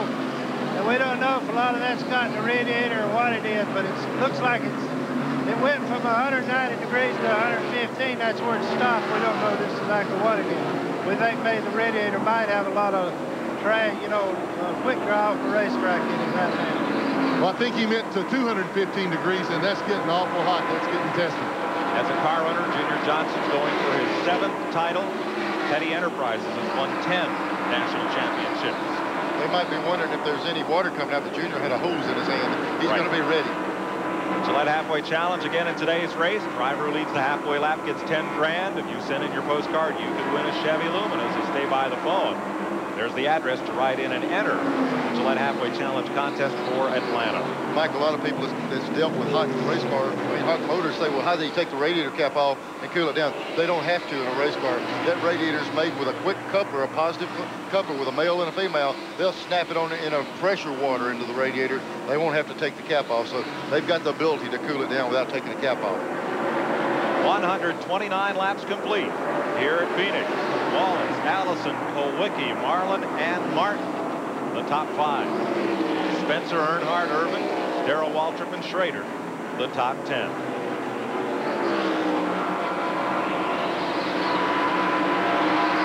We asked Terry Gann, what have you picked up from this season to take with you toward 1993? We learned a lot of things this last part of this year. We had a lot of changes in the cars that affected us some, and also the cylinder heads affected us some. But next year we've been aluminum, so you know, we ought to be able to, whatever we start with ought to be what we have all year. So we've had to do a lot of things this year that we hope next year is going to be real good for us. Elliott has run into trouble at Phoenix. He is on pit road right now. You see them spraying water through the grill and into the cooling system. Junior's, boy, look at that thing. It's cut a cylinder down. And, you know, it must have ran so hot it blew a head gasket or something. But we saw Junior spraying water on the radiator, and we saw Tim Brewer pressuring it. See, Tim on the right was snapping that cover on. He's trying to get the motor to take water. It's a matter if it's so hot if it will or not. Yeah, if the steam pressure exceeds the water pressure, it won't go in there. He had a blown head gasket or something before this because, you know, Junior said he was running 215. They don't spit water out if the cap and all is right on the car. It'll go 225 before you start losing water. Let's show you Bill Elliott. As he came around this racetrack, a little bit of smoke became a lot of smoke out that right side header pipe, and he came to pit road. Boy, they're going to have to be, what their concern is now, will they let them finish the race? Let's find out. Glenn? Well, Neil, you're exactly right. The thing did blow a head gasket. They have poured sodium silicate into that pressurized water container to try to get that head gasket to seal. It looks like it's going to be futile, though. That thing is really hot, and it's not taking much water. They have put the hood back down. They're going to try to send him back out right now, but I got a feeling he'll be back in here real shortly. Buddy, you know yourself and Glenn that when you put that chemical in that radiator, the way to make it close it is you run it hot, you cut the motor off, let it cool down, then it's sealed.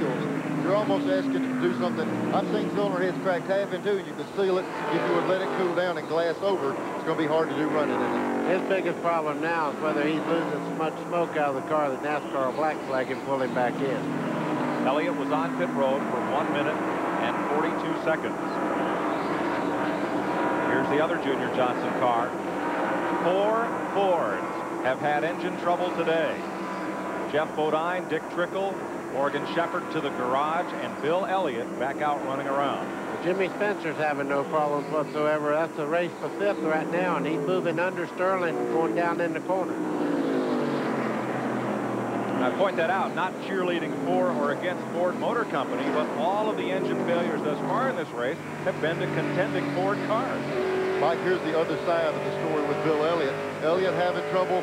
Davey Allison, if you'll take a look out the front of that windshield, that's Rusty Wallace up there. Davey is in 2nd place. It's been really rusty, and so it's complicating things for Elliott. Davey's on the move. And Alan Kulwicki is 3rd. Randy? Well, I'm standing by with crew chief Larry McReynolds for Davey Allison's car. I know you hate to see that happen, but in the same token, you like to see it happen. Well, you know, we wanted to win this thing heads up, and I mean, we got to still look over our shoulder too. Kulwicki's running awfully good. You know, you can't count him out. We're just going to try to do the best we can here today. Maybe the luck's evening out here today, and we'll get to go to Atlanta with a heads-up shot. Larry, all the cars that went out are Fords with engine problems. What about it? Well, I don't really know. You know, we're pulling a pretty low gear. We've told him to watch his RPMs, and he said it's not a problem. We keep trying to slow him down, try to conserve everything. We need to be here at the end, but I don't know really what to attribute to. Felt like some of the General Motors cars were pulling lower gears than some of the Fords, so it really don't add up. Are you going to slow him down just a tick now, or are you going to slow him down just a tick? Well, you know, we got to keep looking at that 7 car, so we're not going to change our game plan. Davey Allison 2nd in this race would take over the point lead were the race to end now and Alan Kulwicki would move to second. You know what? I was so proud to hear him say they're going to race for it, Neil. That's how you win championship, not playing it safe. Yeah, you know, if he's running as good as he is today, you better take advantage of that, because he could go to Atlanta and have a bad race, and it would cost him. He needs to pile up as many points as they can today and put them in the bank. Bill Elliott told the Phoenix paper in this morning's edition that it was their championship to lose. All he needed to do was have 2 good races. It wouldn't matter what Kulwicki or Allison did. That has now changed. Mark Martin has come up to 4th spot as you ride with Davey Allison. Kulwicki and Martin are close together there for 3rd spot.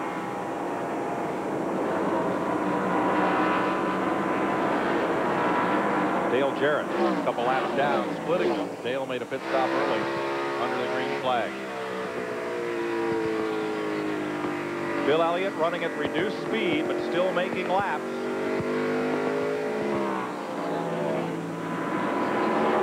Elliott is presently 6 laps off the pace.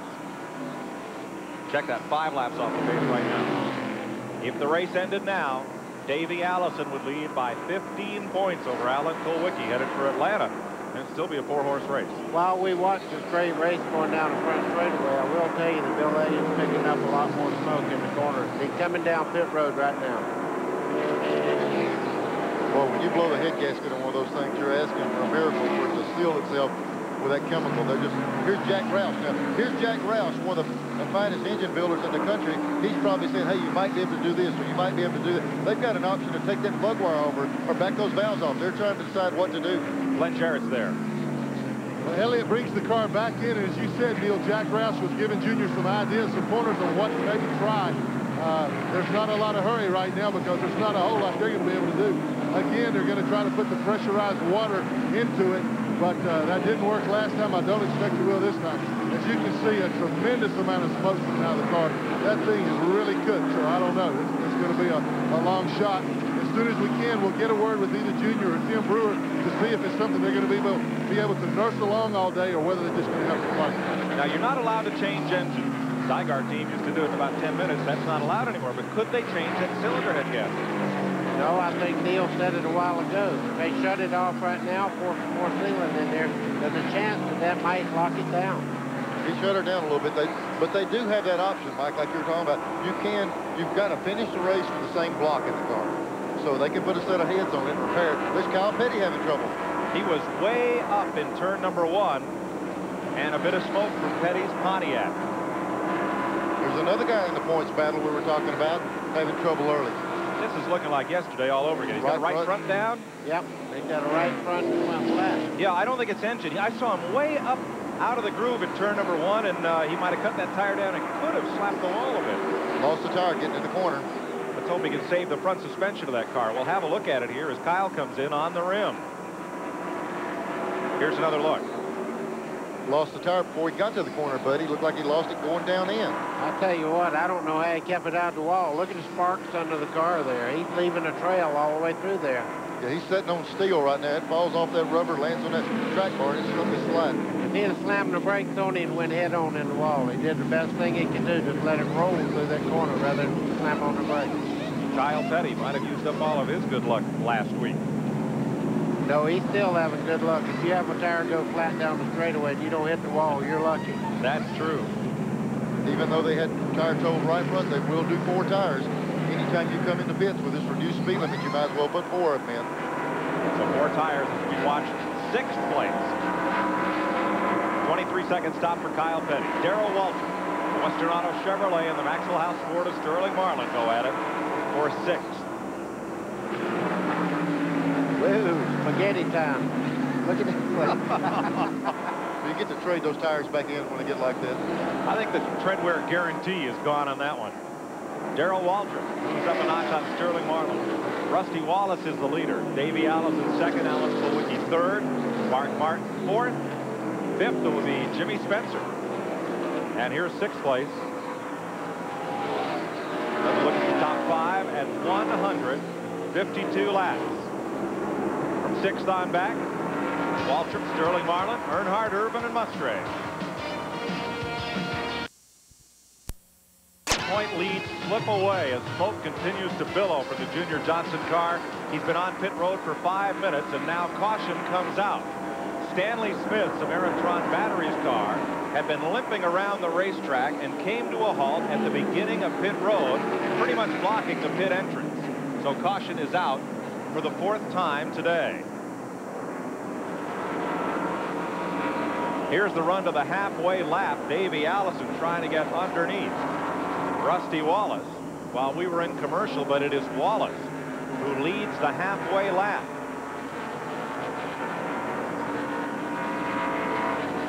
Stanley Smith goes behind the wall thanks to an assist from the course worker. Rusty Wallace leads the halfway lap, takes home $10,000 from the Gillette Halfway Challenge, so stay by your phone. You enter the Gillette Halfway Challenge contest by mail, and the Gillette people call you in the next few minutes, and you know it was Rusty Wallace that led the halfway lap. You'll have a new Chevy Lumina Z34. Bill Elliott back on track. Spent a long time on pit road, nearly 6 minutes. Won this race in '89. Pit stops for the leaders. Ricky Rudd stays out on the racetrack as he had just gone a lap down prior to the caution flag.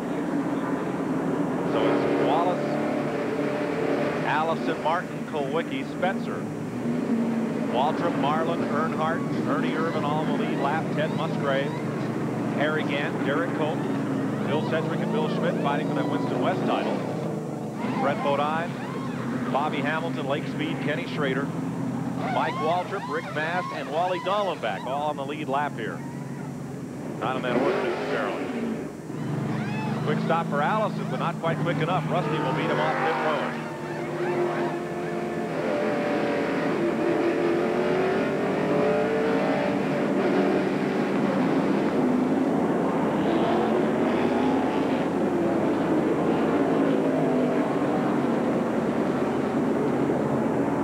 Again, we want to make sure that you vote on Election Day, November 3rd. Your vote counts. It's not only your privilege, but your duty as an American to cast your vote. And you voted that Davey Allison should be Winston Cup champ by 38% of the popular vote. Bill Elliott got 30%. Kyle Petty and Alan Kulwicki among our top 4 contenders. So Tuesday, be sure to go vote. And if you're not going to be in town Tuesday, go to your town hall tomorrow and get an absentee ballot and fill it out. Here's Glenn Jarrett. Well, I'm standing by with Jack Rouse. Jack, your crew just made an awfully good pit stop. Mark's car's running awfully well right now, but we got a question. We saw you talking to Junior Johnson a while ago concerning Bill Elliott's problems. What did you tell him? Well, I knew how heartbroken they must be over their problem, you know. And I was hoping for him that maybe they just had an oil leak. We've got some quick setup epoxy that'll work on aluminum and stop an oil leak with an engine running. And I was hoping that might help them out. I offered it up, but I think their problem's worse than that.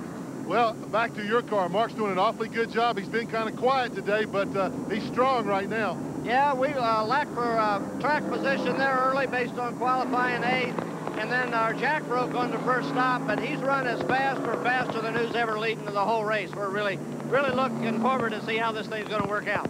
And, well, they might be, because he definitely has one of the fastest cars on the track. Not only that, Glenn, but with the problems that have befallen Bill Elliott, Mark Martin may find himself back in this title chase at the end of the day. Remember that Roush's team received help from the Robert Yates crew 2 years ago. Yates let Roush and Mark Martin, when they were battling for the Winston Cup, borrow a brand new Ford race car to run in Atlanta when Mark was battling Earnhardt for the title. So when the chips are down, everybody kind of helps everybody. Well, if you think back to Charlotte, Davey Ellison had all those wrecks, and Junior let him use one of their cars for backup, so they swap them around. Look at your top 10 here. Ron Esau has climbed aboard in relief of Butch Gilliland at number 24. 161 laps. But you got to keep in mind, don't think it's just a coincidence that the Ford guys let the Ford guys borrow the Fords. And the Chevrolets borrow the Chevrolets. They keep it in on their own teams, how they work it around. It does work that way. You're watching Rusty Wallace in that Penske Miller Wallace Pontiac. Neil, look at him resting that left hand a little bit. He knows he's got to go back in the battle in just a second here. Getting ready to race again here. He slaps his foot hard down on the gas, buries those Simpsons on the pedal, comes up a shift. Taking that brake pedal, riding the brakes, getting them good and warm. So when he gets down the first turn, simply watch him here on the start as he takes off and shifts and goes up through the gears. it goes on the floor. Hammer time. He was in second. He's coming up through the gears now. Green flag at lap 162. Wallace, Allison, Martin, Earnhardt up to fourth after pit stops in Ernie Irvan. Yeah, Earnhardt had a great pit stop, and Ernie Irvan's been moving up through the field. Seems like these guys always end up front, or around halfway, the same guys are always up front. Alan Kulwicki did not have a good pit stop. He is back to sixth.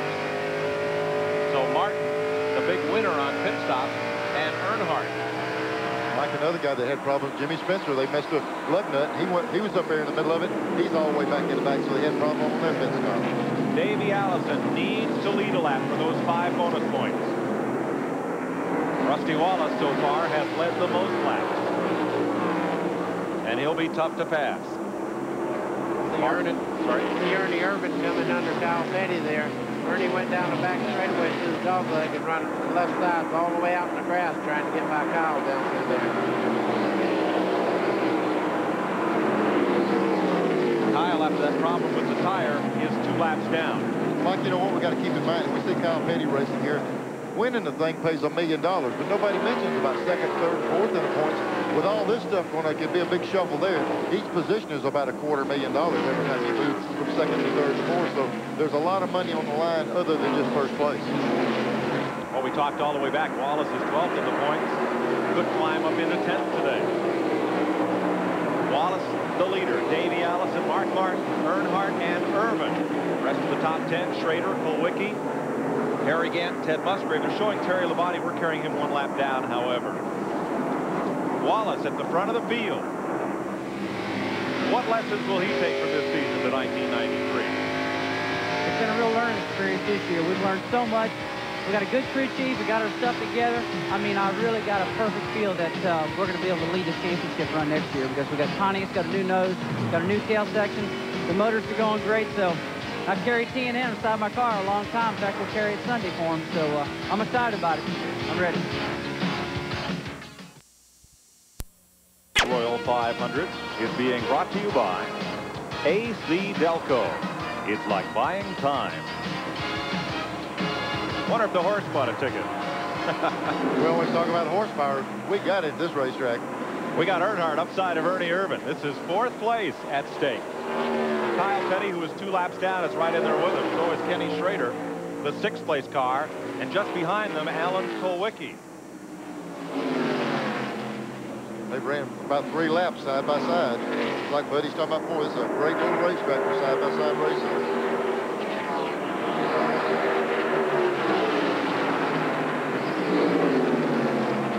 The race ended now. Elliott would slip to 3rd. Harry Gant would move right up. Looks like Kyle might have the best car in this bunch. He's waiting for somebody to move where he can go. These 2 guys running side by side really stacks the traffic up behind them. Kyle had a good stop, but couldn't beat Rusty Wallace off the restart green flag to try to get one of those 2 laps back. All the rest of these cars are on the lead lap.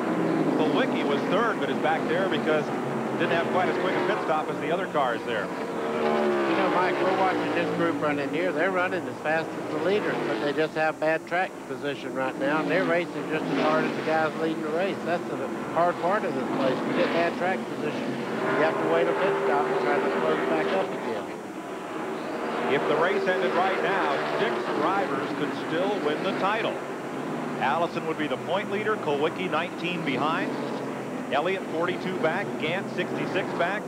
Long shots would be Kyle Petty and Mark Martin. There's the King. He's running a lap down in 22nd place.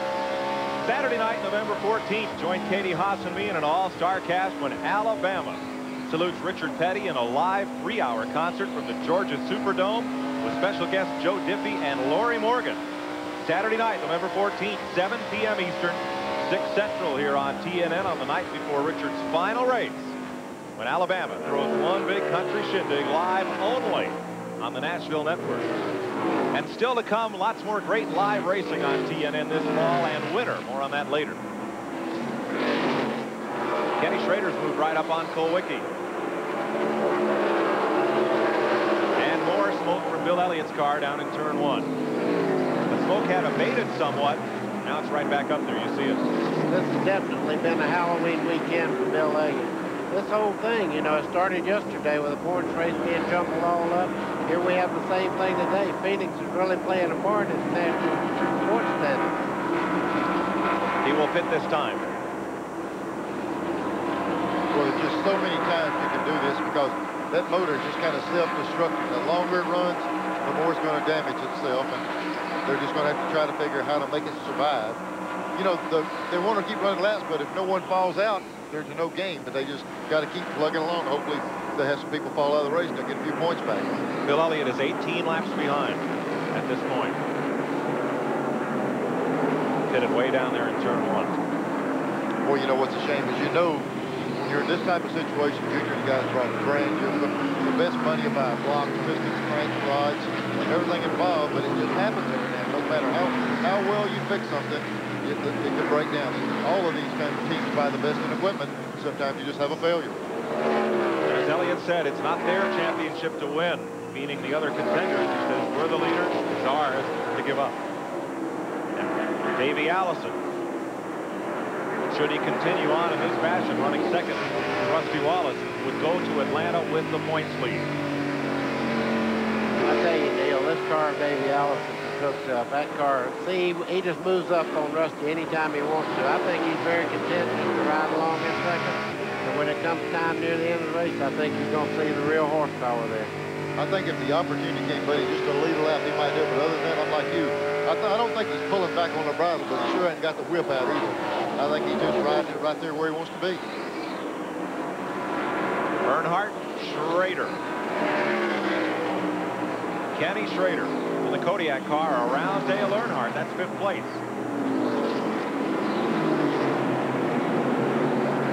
Schrader will be back with Rick Hendrick next year. Signed AC Delco for his Busch Grand National car. Big deal there. Earnhardt, of course, will be back with Richard Childress next year. And there's a lot of speculation there, but they may have extended that for several more seasons for he and Richard to stay together. Kulwicki, of course, will be back with his own team and with Hooters sponsorship. So those 3 cars will look much like they appear right now next season. It would have been so easy. If we see Kulwicki running here, it'd be so easy if he had a fell on his face. Everybody said, well, you just can't do it unless you got racing. I don't think he ever gets the credit for what he's pulled off by owning that team, starting it up a year or so ago, losing his sponsorship, climbing back up again, and just being contention for the championship and win the way he does. I'm telling you, he's turned a lot of heads by doing that. Well, I know one man gives him a lot of credit, a fellow who's owned his own team, and that's Buddy. Well, I tell you what, he was offered a multi-million-dollar contract to drive for another team, and he turned it down. He said, I want to do it on my own. And Buddy, he's doing it on his own. A grenade in turn 1. A lot of smoke down there. Dave Marcus was off the pace. The AEL Reynolds Chevrolet. Caution flag. 5th one today at lap 183. For Dave Marcus. Quick caution as Marcus was right down in the groove going into turn 1 when that let go. God, you hate to see that for Dave. He pays for his own stuff. You know, he has a little bit of sponsorship, but when you see smoke coming out of that car, it comes out of Dave's pocket. Here's Rusty and Davey racing back around to the line. You know, normally when you see the caution, I was going to say it's a gentleman's agreement to, you know, not to race back, but I'm sure Davey, if he had the opportunity to try to lead a lap right then. Rusty raced him all the way back around. Now, you talk about the 4 guys helping out one another. Kyle Petty is still a long shot, but he's still in this championship. So as a fellow Pontiac driver, it's important for Wallace to keep Davey back there in that 2nd spot, much as Sterling Marlin kept Alan Kulwicki back a little bit before. You know, we keep talking about spotters, but every one of these cars has got a guy from a very vantage point where he can see all the way around the racetrack. And they knew that this wasn't a problem, so they called the guys and said, race back to the line. Don't worry about it. Track is clean. Wallace, Allison, Mark Martin, Ernie Irvin, Kenny Schrader. The front 5. We'll open up our 800 line for your questions about the Pyroil 500 of this season. That toll-free number, 1-800-451-7331. Thanks to all of you who voted. And again, we remind you to vote on Tuesday, Election Day. But now we'll take your questions for the rest of today's telecast. Here's a big critical pit stop right here. If Davey Allison's crew can beat Rusty's crew out It's easier to do it on pit road than it is on the racetrack. We're going to see some action right here in pit road to see if the Allison crew can outdo the crew of Rusty Wallace to get him out first. 19 cars still on the lead lap. Those are the ones that are pitting in this first lap of caution. That pit road is open. I started to say they might go 2, but they're going to go 4, buddy. Yeah, they got to go 4. I mean, this is time to get all you can get. You see, the Rusty's taking it on, too. He has to have 4. Nice shot. Who will beat who out of pit road? Now, Rusty has a little bit of advantage. You see, he's got the last pit all the way down, so they have exact pit stops, and he'll beat him out every time. And Davey and Earnhardt scoots out there. Earnhardt's the guy who got the good break. He has the very last pit as defending championship, just has to throw that car in gear, and he's got his spot. They have 2 more pit stops. Earnhardt will be in the lead. He's faster every time. That's it. On those good positions, that's a 19.06 from Rusty Wallace. That's a good stop. That's good. 185 laps were under caution for the 5th time today. How about Ricky Rudd's thoughts going to 1993? This has kind of been I hate to call it a throwaway year, but it's been sort of a regrouping year. And the performance of the car is come on quite a bit. The only thing that's hurt us in the points this year, we've got 3 or 4 races where we didn't finish at all, whether it be an accident or something broke. Those are the kind of 35th place finishes, 40th place finishes that really hurt our shot at the points. So there's not a whole lot you can do about it. The season's about over with. So all you do is hopefully look at next year. And next year should not be a lot of major changes with our team through the winter. So we're expecting to be able to sort of pick up where we're leaving off at. This restart following the 5th caution flag of the day for Dave Marcus losing an engine.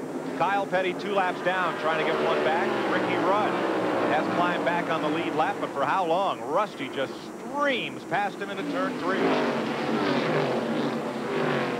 Pretty darn impressive. I thought Rudd would have a little bit. Rusty maybe hold him off lap 2. Rusty sailed right by him. Rusty Wallace is having not only great success on the racetrack, but also he's having tremendous pit stops this afternoon. Let's go down to the Rusty Wallace pit in Glen Jarrett. Well, guys, we've been talking about those great pit stops. There's a reason for it other than the fact that they're just a good pit crew. Number one, they have chosen this pit space where there's a break in the pit wall. If you'll look right here, the air gun is coiled and ready to go here. The guy just really picks the gun up, runs right out on the racetrack behind the car on the pit road when the car comes in. He doesn't have to wait till the car clears him to clear pit wall and go in behind the car. So their pit stops have been continually about a second to a second and a half quicker than anybody else's. A lot of strategy went into this. They realized what there was. They got a good setup. They haven't been beaten out of the pits on a 4-tire stop yet. And with this advantage, I don't think they're going to. Watching for Mark Martin's car. He gets way close on Davey Allison for 3rd place there. Mike, this is a little tricky situation here. When you got a guy in the points battle, even though you can race him more, you got to give him a little bit more room. He can't afford to bump Davey or cause an accident, and that's got to be in those drivers' mind. You know, you'll never hear the end of it. You vote with these point leaders and say, man, he knocks him out of the points back. So it weighs on your mind. Mark Martin in that top 6. Not too many happy fans in Georgia right now with Bill Elliott having trouble, but there's one. Richard Rowland, 39 years old from Hartwell, Georgia, 100 miles north of Atlanta. He's been watching this race on TNN. Got a brother who races on dirt tracks in Alabama, Georgia. And he got to the phone and he knew Rusty Wallace led that lap. Congratulations, Richard. Hope you enjoy your new Chevrolet. You can enter next week's contest for the Atlanta Hooters 500 and perhaps win the Gillette Halfway Challenge at that event.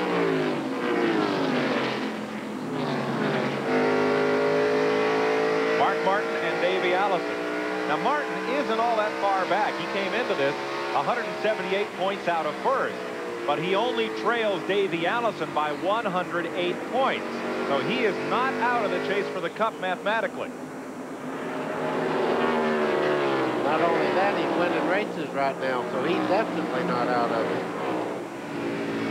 Got a long way to go in this race, and anything could happen to any of these drivers yet.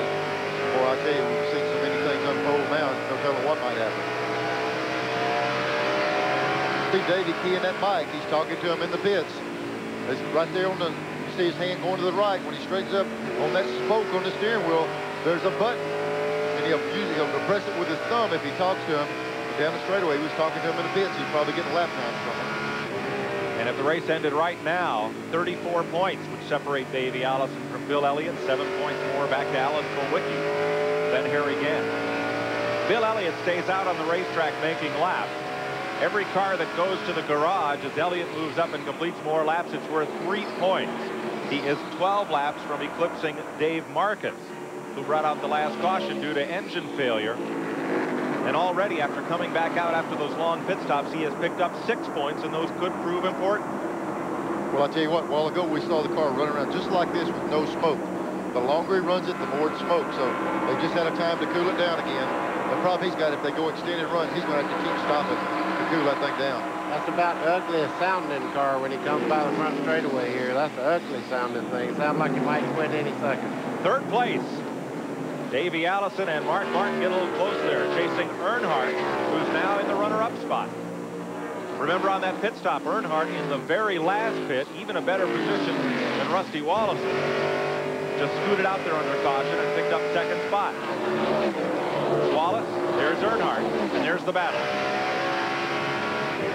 You know, Neil, we seen something just then. Mark Martin was trying to get by, and he was putting a lot of pressure on Davey, and he just moved over and let him go. Now, you know, that's good sportsmanship. Let's move back to the race for 9th place. Remember Alan Kulwicki, a caution flag ago, went into the pits third, came out about 8th, and has been unable to advance. He's in the midst of this pack. Harry Gant's up there as well. So Gant will gain some point ground on Bill Elliott today as things stand. He is the 11th place car right now. Moving on Michael Waltrip. And then right behind them, Jimmy Spencer. And I've heard more rumors as to what Jimmy Spencer might do next year than anybody in the garage area. Well, did Jimmy tell you that, or did you hear from somebody else? No, I've heard it from everybody. Jimmy had a verbal agreement with Judy Donlevy, but then hopped in the Bobby Allison car, ran well at Charlotte, and now I've heard him driving for half a dozen different teams next year. Well, one thing about it, whoever gets him is going to get a determined race car driver. So, you know, I think his thing right now is to be very careful and not get any commitments out until he gets the right car. Mark Martin trying to hold Dale Earnhardt, and there's Davey Allison. Earnhardt drops back to third. Mark Martin goes up to second. Mark got around Earnhardt on the outside. Davey drove by on the outside. There's Ernie Irvin trying it. Earnhardt back up under Allison.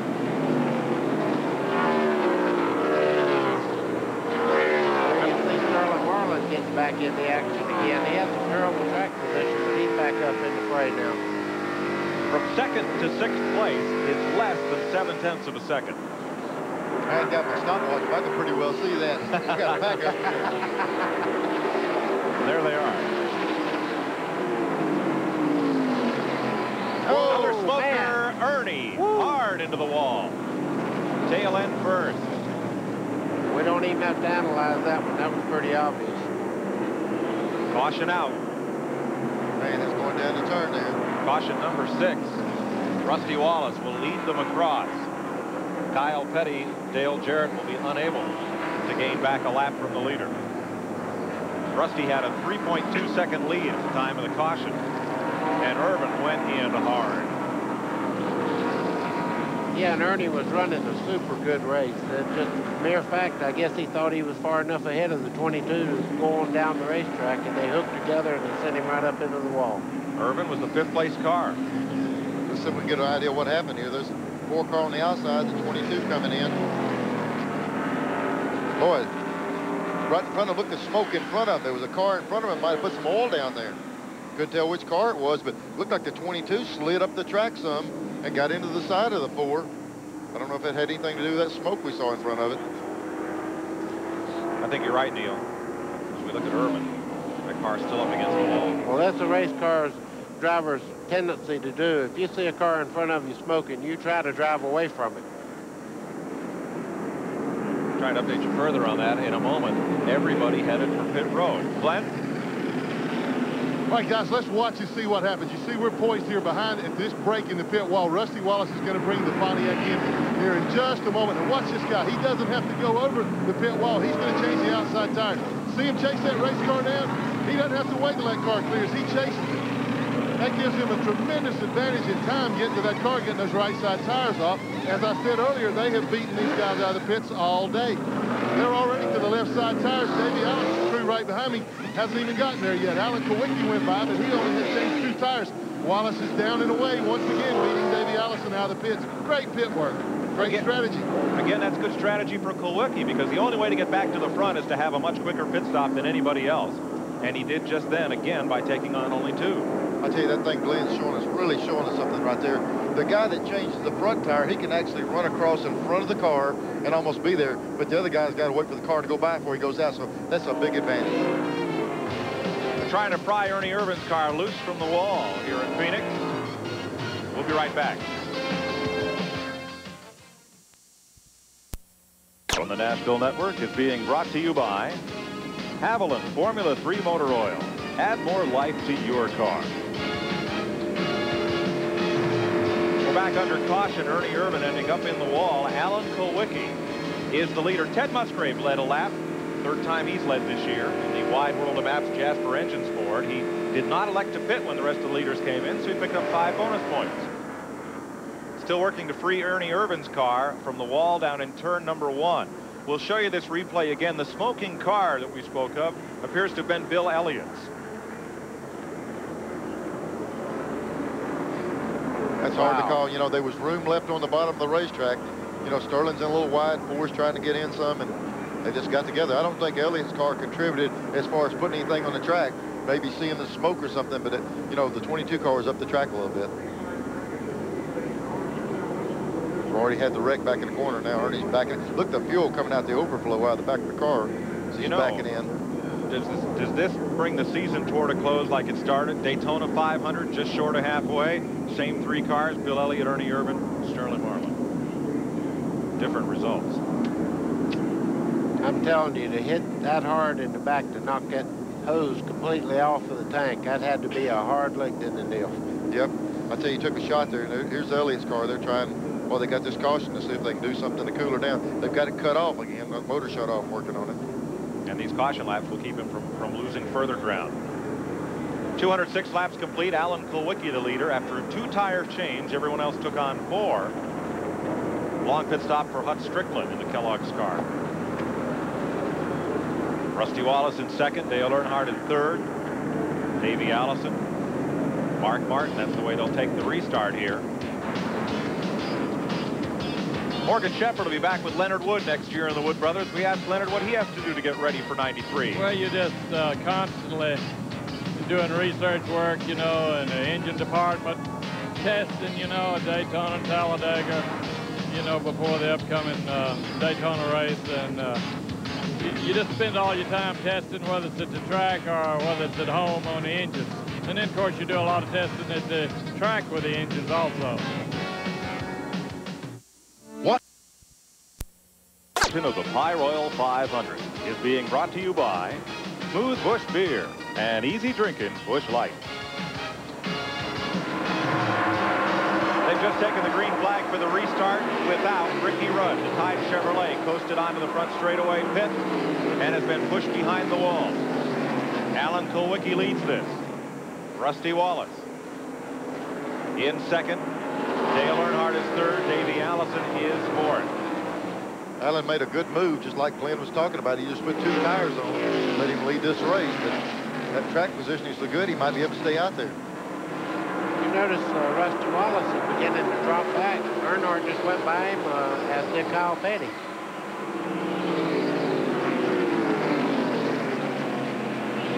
Let's check with Randy Pemberton. Ernie, what happened? Just, you know, Sterling must have got loose, got up into me, and we slid and hit the fence. Bad wreck, you okay? Yeah, I'm all right. You know, it's a shame we finally got the car working good, and thought we were in good contention to, you know, get a good top 5 run. Ernie Irvin out of this race with okay. Rusty Wallace has fallen off the pace. And as they cross the line, there are 600 miles of racing left to go in 1992. 100 here and 500 at the Hooters 500 in Atlanta 2 weeks. What else can happen today? You know, it seems like the guys in the points battle have trouble. Here's the guy that pretty well dominant factor in the race. He's riding around with a motor missing. I thought it all happened yesterday in the Southwest Tour race. 6-point lead changes. Everybody chasing the championship wrecked. God. I Not everybody. That Southern car right there, he's in the thick of it. I mean in the thick of it, and he's leading the race right now. Here's your Napa Field standing update brought to you by Napa, because there are no unimportant parts. Neil Lenny from Edison, New Jersey called. Wants to know if you ever raced on this track. And what do you think of this place? I came out here when Richard Petty was running when it was a Winston West Series before they went Winston Cup, and I won one of the races out here probably 5 or 6 years ago and really enjoyed it. A lot of fun.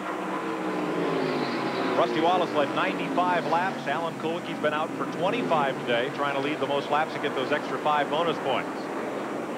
What's wrong with Rusty Wallace, Glenn? Well, last time we talked to Buddy Parrott, things were going a little better. Buddy, what's the problem? Well, we don't know. It's, you know, we thought it was maybe a bad voltage regulator or something in there, but, you know, right now we're missing, so, you know, it's either a battery's gone dead or something. He's coming in, guys. We got to get out of the way right now. We'll report on it further. Thank you, Glenn. We talked about car, sponsor, owner, number changes, driver changes for next year. Question called in, Sandy from Roanoke. How do you decide what car number each driver picks? Well, he doesn't. The car owner owns the car number. That's the way that works. Speaking of which, we're told Richard Petty's number 43 may have a different number on the side next year, 44. That 43 might be hung up on the wall and retired. Here's Rusty on pit road. They're changing the electrical. You see the guys working nothing else but inside the right side of the car. That's where their electrical system is. They have 2 complete systems. They're unplugging one and plugging the backup system in to see if that'll correct the problem. He's lost a lap. And kills it pulling out. Glenn's down there. Well, that didn't seem to do it, guys. Rusty started to take off, and the car died again. Now he's down about 2 pit spaces. The crew is trying to push the car. They're working on those electrical connections again, but they still got a problem. He's fired up again now. And let's go to Randy Pemberton.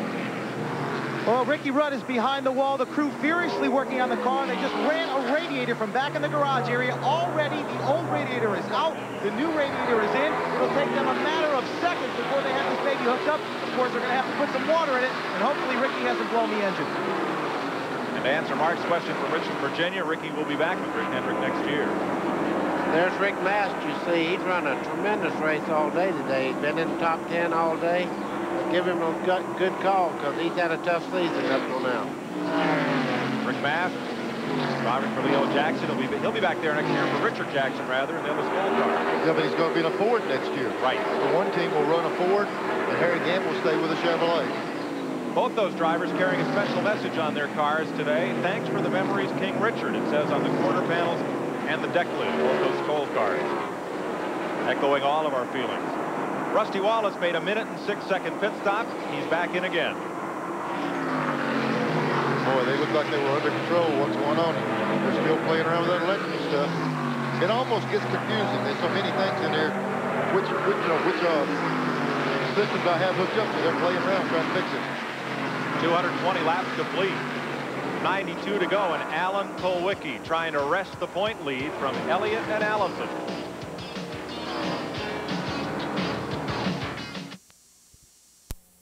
Inside Rusty Wallace's car at the battery. It has apparently gone dead. Similar problem to Mark Martin earlier this year. They do have Rusty back out in a way in a cloud of smoke and disgust. Yeah, I would say the black marks are frustration when he left. He's upset. He was flying. Battle here for third place. Earnhardt with Davey Allison and Sterling Marlin. If the race ended now, Kulwicki would be the leader by 5 points. The guy who runs his own team and says, I think I can, he just might. Boys, the complexion of this thing shifted so many times during the course of the race. Lots of live racing to go on TNN this season. Next Sunday, the Pantry 500 will conclude the Busch Grand National Series point chase, and that's a good one. 2 p.m. Eastern from Hickory, North Carolina, next Sunday, November 8th. Don't forget Friday night, Drive-In Country Concert. Jerry Reed, Paulette Carlson, join us for that one. Rusty Wallace with an eye in the mirror as he backs up down the pit lane. And looks like he'll go behind the wall. Tough day. Those are not the eyes of a happy man right there.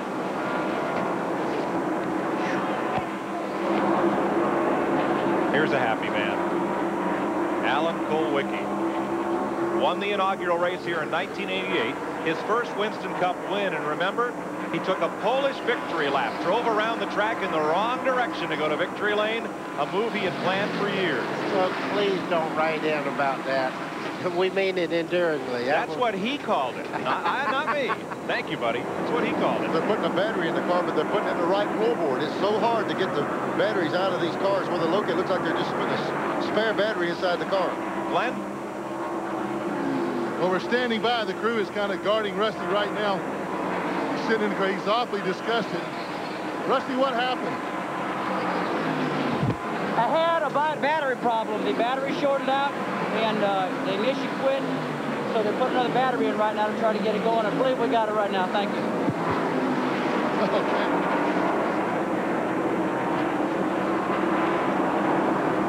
Well, for a man who had a strong chance to win this race, getting back out there right now is not going to be much consolation.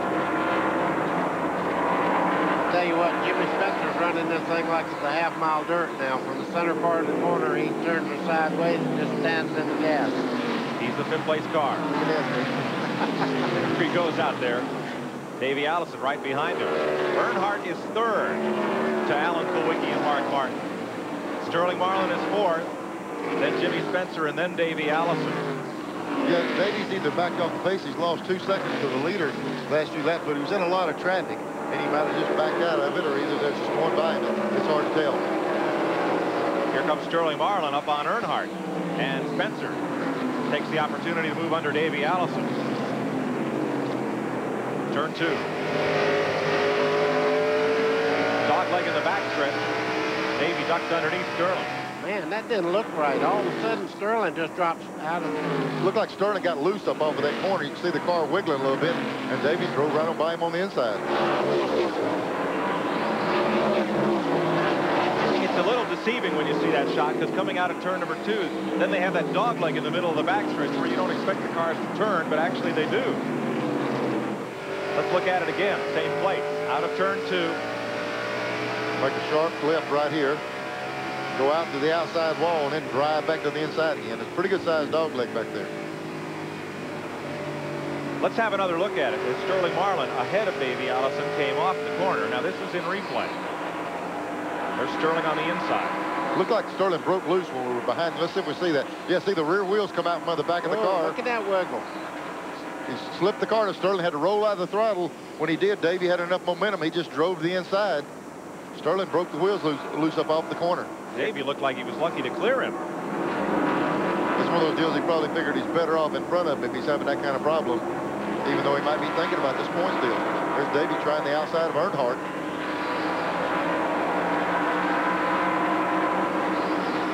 .233 laps complete.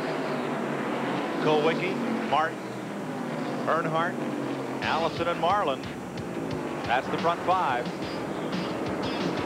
Here's the rest of your top 10. Spencer, Schrader, Mass, Waltrip, and Harry Gant. View of Charlotte. Alan Kulwicki has been caught by Mark Martin. You'll recall at Charlotte, the Miller Yellow 500. Martin caught Kulwicki past him with just 30-some laps to go to win that race. And he's in that position again right now. Took him 5 laps to run down the leader from about 1.5 seconds back. Remember, didn't Kulwicki just take on 2 tires that last stop to get back up into the lead? Yeah, if it was going to affect him at all, it would be this time with some tire wear. Here we are back up under the fender. Look at that, the suspension traveling on that car. Car dropped down to about 5,900 RPM in the middle of the corner. We should see pretty good RPM down this straightaway. 83. Back straightaway is where you see some more numbers, buddy. Yeah, you look at the sidewall on that tire. It's really getting a workout. This is kind of a bold move here. Into the dogleg. And now to turn 3 for the lead. Doing it the hard way on the outside. But those 4 fresh tires worked a little better than the 2 that Kulwicki got. And Mark Martin picks up 5 points for leading a lap. That looks like Mark looks in Darlington. I mean, he took the lead from the outside lane there, too. I mean, that's pretty hard to do what he just did, folks.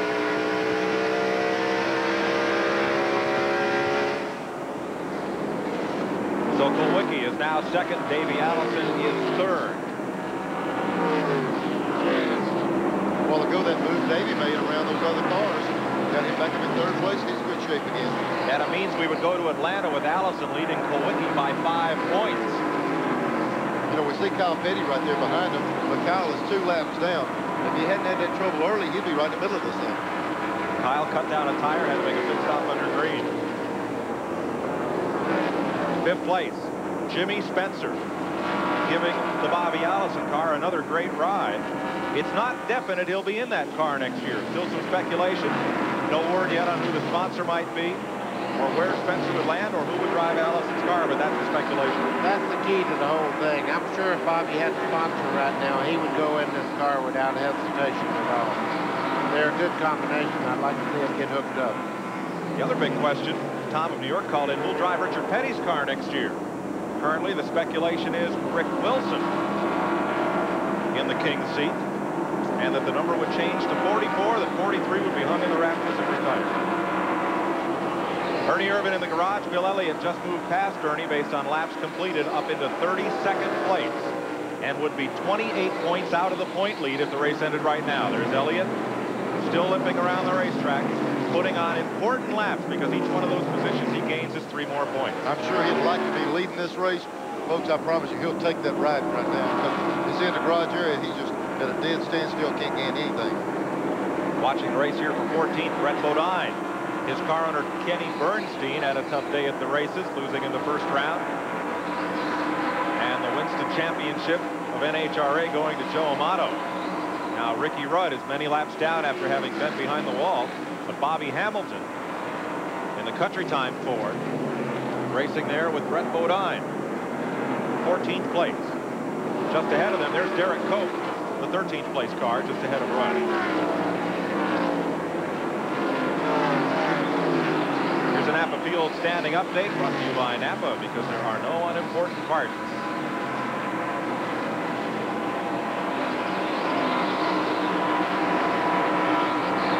And look at where your favorite driver's running as we continue to track this battle for 14th. The Winston West titles at stake today. Bill Sedgwick and Bill Schmidt were running in this race just 1 lap or 1 point apart. But now it appears that Schmidt, who is in the garage, will not win the Winston West title. Sedgwick looks like the victor there as we look at this battle for 8th between Kenny Schrader and Harry Gant. And in 6 more laps, Elliott will pick up another spot moving past Schmidt. Now, as we watch Harry Gant, he will be back with Leo Jackson and the Skoll folks next year. His Busch Grand National car, owned by Ed Whitaker, is sponsor hunting. Now, they had back tools on that car this year, but because of a conflict with Harry's Winston Cup team and an associate sponsor there, he and Ed Whitaker are looking for backing for 1993 for their Busch Series effort. The change with Gant will be that, like he said, they'll be in a Chevrolet Lumina next year. They're switching from Olds to Chevrolet. Oldsmobile will leave in Winston Cup racing to concentrate on other forms of motorsport. You see Harry Gant and Rick Mast racing right there. Even though the brothers own the cars there, I guarantee you that nothing Rick Mast would rather do than beat Harry Gant here. Sure. Nancy from Pennsylvania called, wondered why Bill Elliott was allowed to work on his car on pit road and didn't have to go behind the wall. Usually the rule is if you've got to jack it up and get under the car and work, they make you take it behind the wall. But what they were doing under the hood work, that's permissible on pit road. They'll let you go ahead and do that. And if it looks like it's going to be a brief repair of only a lap, 2 or so, they'll give you a little latitude and let you complete that work on pit road. Permissible, was that a new word I just created? Permissible, maybe. Whatever. Alabama. I'll create a word every now and then. You know. It's okay. Here's a guy that's creating a runaway right now. Once he did get in the lead, he's setting sail.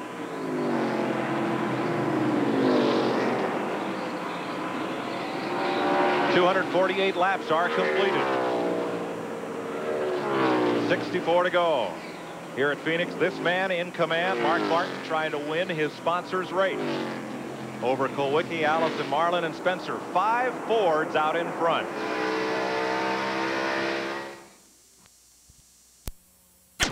Is being brought to you by Napa, because there are no unimportant parts.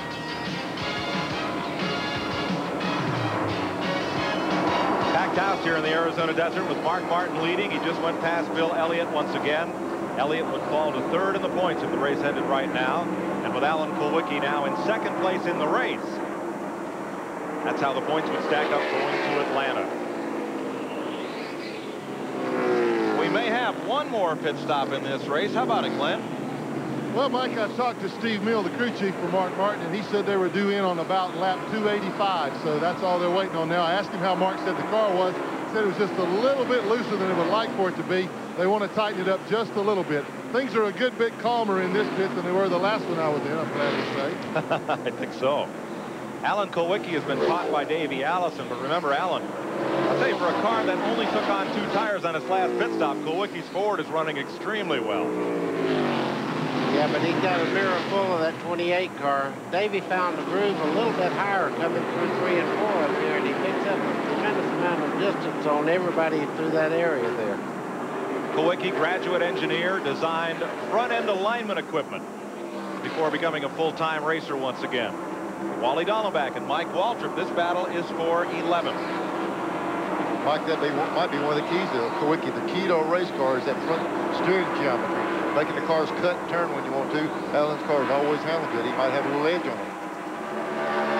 Wally Dallenbach, who looks at Phoenix instead of like a 4-turn oval, like a 5-turn, all left-cornered road course. One reason he does well out here in his first ever Phoenix appearance. He'll be back with Jack Roush next year. I hope he makes all lifts. If he takes a right, he'll be on the Indian reservation over there. That's right. And Michael Waltrip having a solid run here today in 11th spot.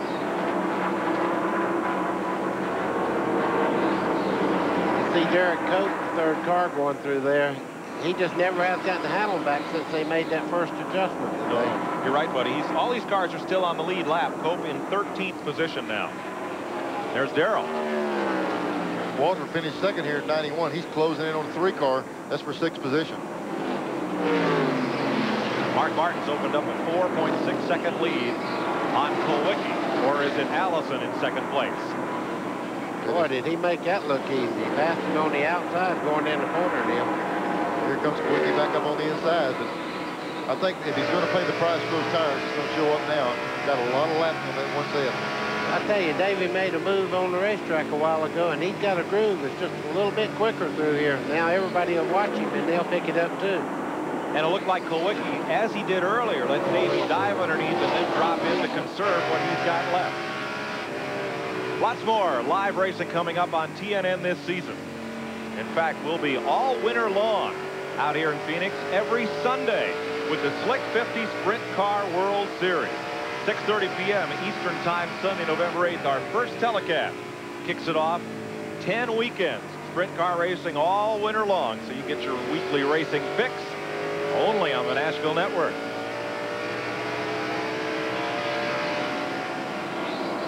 Sterling Marlin, buddy, you were talking about. Sterling's closing in on Kulwicki also.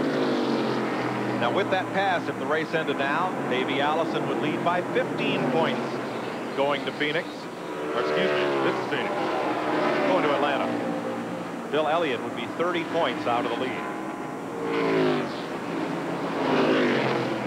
You know, you see Sterling running along there behind Kulwicki. I'm sure he's seen Davey Allison move wider in the corner coming off and picking up a lot of momentum. And he has the advantage there of going to school on the car that's probably the fastest car on the racetrack right now. You know, up to now, every one of our pit stops, they've had the luxury of doing it on a caution flag. The next one's going to be green. That's going to be critical. One pit stop to go. Mark Martin leading Davey Allison, Alan Kulwicki, Sterling Marlin, and Jimmy Spencer. Martin with a 4.9-second lead. 46 laps to go at Phoenix International. Out of the race, Rick Corelli early on after being injured in yesterday's Southwest Tour event. Scribner, Trickle, Bodine, Shepard, Scott Gaylord, Jeff Purvis, Dave Marcus, and Bill Schmidt are out of the race. Everybody else still running. And Bill Elliott right now is mired in 31st place. and it will be difficult to advance based on the laps remaining, and that everyone else in front of him is still running. See that Mike Waltrip, Bobby Hamilton battle, and Wally Dallenbach right up and amongst them. That's for 11th place. We see Rusty back out on the track. He's got the battery change. He's going again. Rusty is 16 laps down, however. Top end of what started out as a great day for the pole sitter.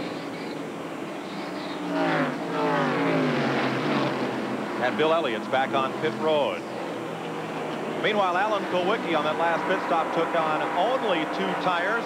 What would be his strategy next time around, Randy? Well, I'll tell you, gentlemen, they came over to me a few minutes ago just checking on how many laps this race was. I cordially said it's 312. I went back to them about 10 laps later. I said, when you coming in? They looked at me and they laughed at me. So they're not going to show their hand right now. It all depends. 2 tires, 4 tires, and when they come in, they're not going to show their hand right now. Kulwicki is the 3rd place car. This is a routine stop for Bill Elliott. He's been out for some time and needed fuel. He's, as we said, 31st place. 18 laps behind Ricky Rudd in 30th. One of the worst things that car can do is sit still. What makes these things run cool is forcing air through the front of them. And that thing smokes worse sitting on pit road than it does when it's on the racetrack. It's probably getting hotter sitting there.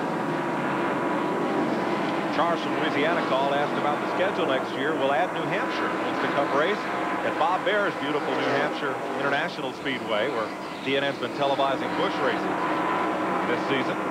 So that'll be the addition to the schedule for next year. Looks like we'll go to 30 races. 6th place, Darrell Waltrip, drawing up on Dale Earnhardt.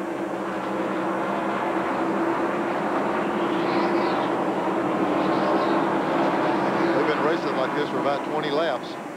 Dale's car hadn't been just like he's needed it all day, and he's been struggling, but he's been running hard there. Waltrip's been gaining. His car is going a little bit high speed. Both of them up a little higher than they'd want to be, but they're both hustling those race cars. 6th and 7th place. As Mark Martin's lead now stands about 5.4 seconds. Davey Allison is the 2nd place car as we continue to watch the battle for 6th. Both of you fellas have spent some time with him. We've had a couple of calls on our 800 line asking if Davey's back to 100%. He looks like it today, I tell you what. It's nice to see him back up front again. This will really pump him back up. You know, the young man's been through a terrible, terrible year. I can't think of anything worse than losing a brother and then having the physical handicaps that he's had to overcome. You just can't say enough about David. Mike, I know particularly that he goes to work out every day when he's home. I called, he's not there, he's over in therapy, so he's working hard as he can physically. I'm sure the mental side is still pretty tough. Talk about Davey Allison as we watch this battle for 11th spot from Rusty Wallace's car. Back up to full speed, battling that country time Ford of Bobby Hamilton. Wow, he looks like he's got a pretty good motor in that country time car. Down the straightaway, he really mows. You know, Rusty, that frustration you saw a while ago, that can't be anything but expected, because I'm just telling you, the man had a chance to win the race, and you don't get many chances in Winston Cup. When you have that opportunity, you want to cash in, and when it's something like a battery, boy, it's frustrating. They had quite a shot to win this race.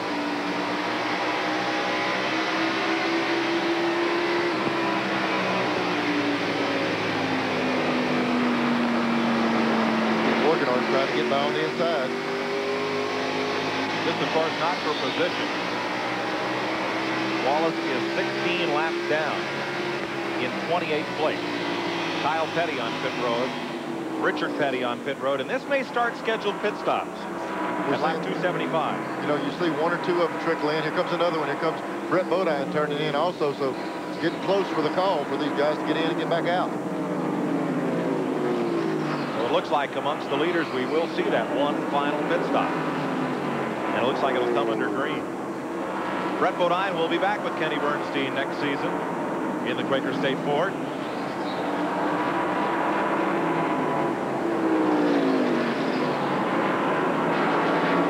He made this pit stop in 16th position.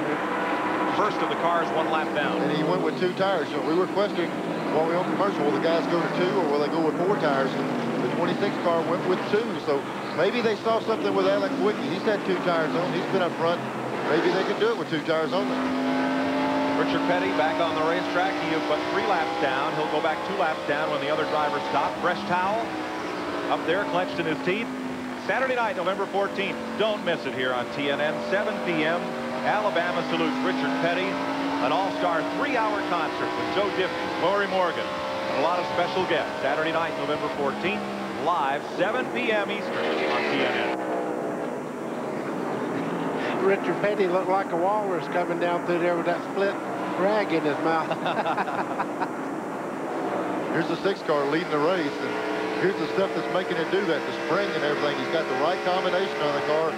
Well, I tell you, that thing is scrolling around the racetrack. Look how smooth it is, buddy. I was talking to BSR this morning, and they're changing the suspension on some of the cars that they're building because of this camera angle that we had last week. They watched the way the spring was working and all, and they're changing the angle of the spring on their new cars. So a lot of these guys really are interested in this. I must have had 100 phone calls in my house last week. Folks, you can learn a lot about what a race car does in the corner just watching this.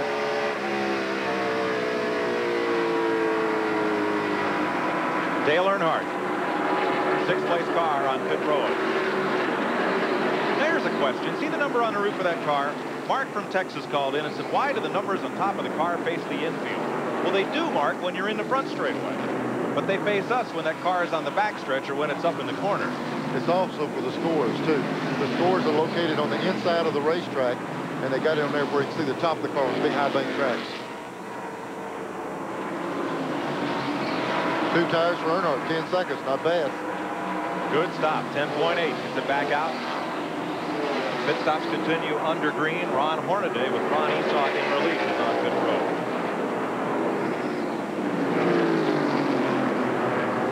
Hut Strickland came here just to kind of hang out and watch. Found himself in the seat. The Larry Hendrick car, the 41 car here. Kellogg's machine. And Greg Sachs fell ill.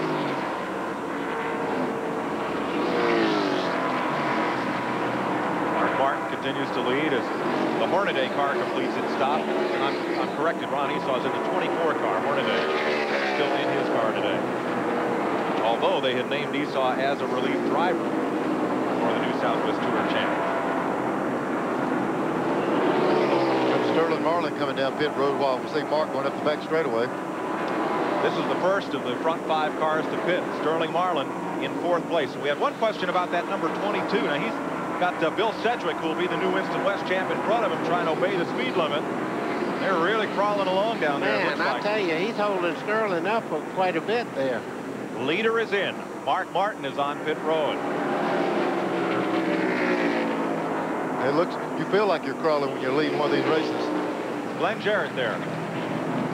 And Mark Martin is bringing the Valvoline Ford Thunderbird in. He hasn't gotten here quite yet. And I see him coming around the curve there. There's a big curve on pit road here. They're only going to put 1 can of fuel in right side tires. So this is just a quick stop. There's only about 30 laps left in the race. They don't have to do with the 4 tires. And they're making a chassis adjustment. As we said, the car's a little looser. Gave it 1 little round of wedge, and he's down and away. Good pit stop. I don't think they'll gain anything on it. And Glenn, as he makes that pit stop, Davey Allison leads the lap and picks up 5 bonus points. Michael Waltrip, Rick Mast, Wally Dallenbach have all made stops. Here's Davey.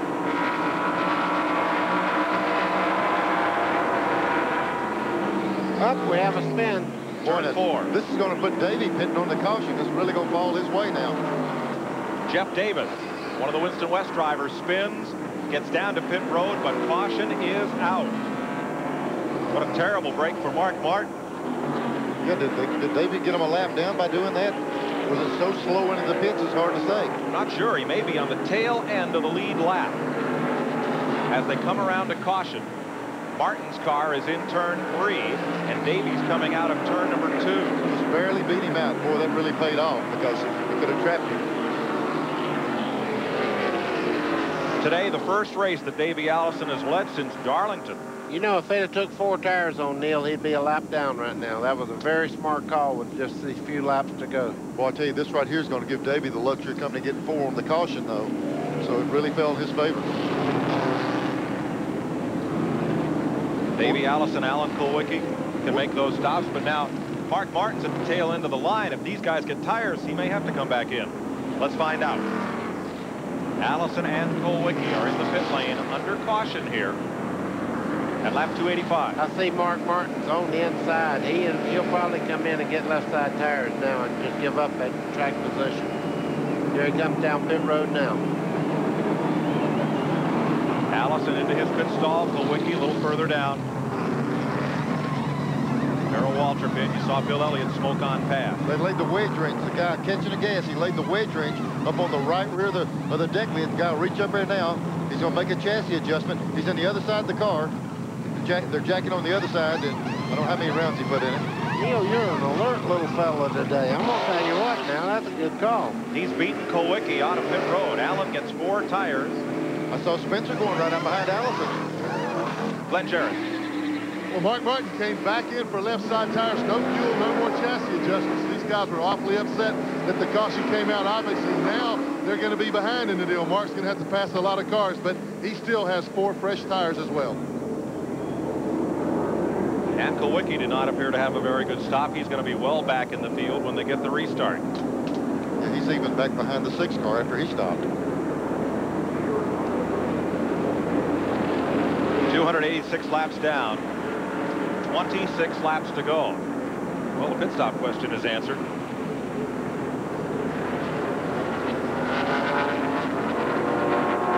This one's far from over.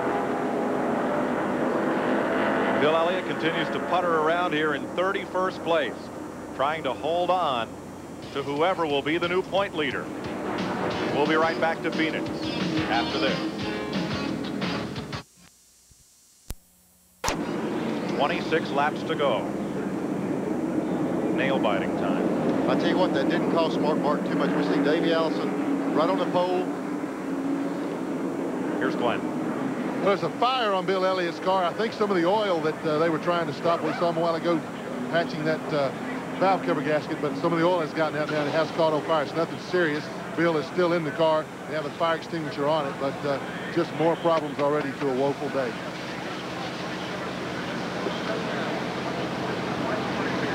Well, that's kind of cooled off Bill's title hopes for today. Like we was talking about, there's Davey Allison, the 12 car right behind it, and Mark Martin is just in 4th place, so it didn't cost him too much. Davey Allison will lead on this restart. Jimmy Spencer hungry for a win, as Davey is for a championship, right behind him. Waltrip, Darrell is 3rd. Mark Martin is 4th. Kulwicki is 5th. They're breaking out from the field. Black cars up and in there. Waltrip, Martin side by side. Let me ask you guys something. If your son was leading in the race and you had the 2nd place car in there, who would you be pulling for now? I mean, there's a lot to think here.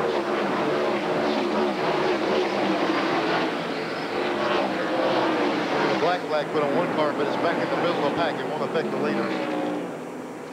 Buddy Baker, I'd love to pose that question to Bobby Allison right now. I'm sure Bobby wants his car to win, though. I know him well enough to know that if his race car is running in 2nd, he would like to get a win in before the end of the year. Last win for Bobby Allison as a car owner, February 1974. Car he drove himself at Richmond. They black flag Rusty Wallace, and he comes to pit road. There's Davey. Right with him, Jimmy Spencer. Darrell Waltrip has a challenge from Mark Martin on the inside. Martin will make the pass. The Fords have been strong here today at Phoenix, the ones that have lasted, that is. There's not a lot of laps left. Mark's going to have to make his move. He's going to run these leaders down. Neil, I was just fixing to say that 6 car is flying around this racetrack, but he's got a ways to go, and they're running out of laps. It's going to be, as you said, nail-biting time. Rusty Wallace was black flagged for being in the wrong lane on the restart. He was up there with the cars on the lead lap. Stop and go penalty. Look at Darrell Waltrip moving up there. He's staying right with Mark Martin. 4th and 5th place. Or rather, 3rd and 4th place. Looked like Mark Martin, as he came through the traffic, the left rear tire on his car is not whiting on his flag. It looks like he got into somebody and damaged the car. It doesn't seem to be running good enough. Alan Kulwicki is 5th. And coming up off the restart, hasn't been able to hang with those front 4. Davey Allison and the number 12 car have run 1-2 before. 1991 at Michigan. Hut Strickland was in the 12 that day. It was a Buick at the time when Davey ran ahead of his dad's car to the checkered flag. Randy? Well, we're down here. Larry McReynolds anxiously watching his car. Larry, we just want to tell you, Miller Genuine Draft Pit Crew Award of the race. We just want to say congratulations. Well, I appreciate that. You know, the real award we want's about 18 laps away, but we appreciate it. These guys have done a heck of a job in the pits today, and finally, a caution flag fell in our favor, finally, after 28 races. They got the one they needed. We almost had another one. Mark Martin and Jimmy Spencer. You just can't race any harder than that.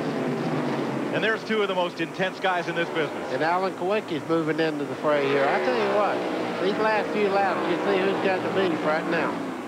2.3 seconds from the leader.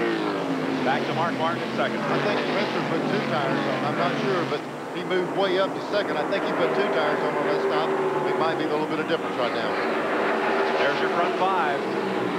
All within camera view. What's not in camera view is Davey Allison, who stepped it out to about 300 yards in front of these guys. Boy, they're battling back there. He's trying to get as much a lead as he possibly can. 16 laps to go. Jim from Ohio called in about who might move up from the Busch Series to Winston Cup next year. Kenny Wallace is coming in the Dirt Devil car. Bobby Labonte will be running Winston Cup next year. Announcement about that in Atlanta. I'm going to tell you, we got a tremendous race here for the Ford Championship, and they have one in the bush just as intense. You got Jeff Gordon also stepping up in there. He's been testing a lot. There's rumor that he'll run Atlanta. He's been flying in practice. Jeff Gordon in the DuPont car for Rick Hendrick. Go to Winston Cup Racing. One driver not here we haven't talked about, Bobby Hillen Jr. Drive the Heilig Myers car for Judy Donlevy next season. If the race ended right now, Davey Allison would lead Kowicki by 30 points going to Atlanta. And Bill Elliott by 40 points. 14 laps to go. Rusty Wallace, by the way, has locked up the 5 bonus points for leading the most laps today. 2 seconds from first to second. 2.1.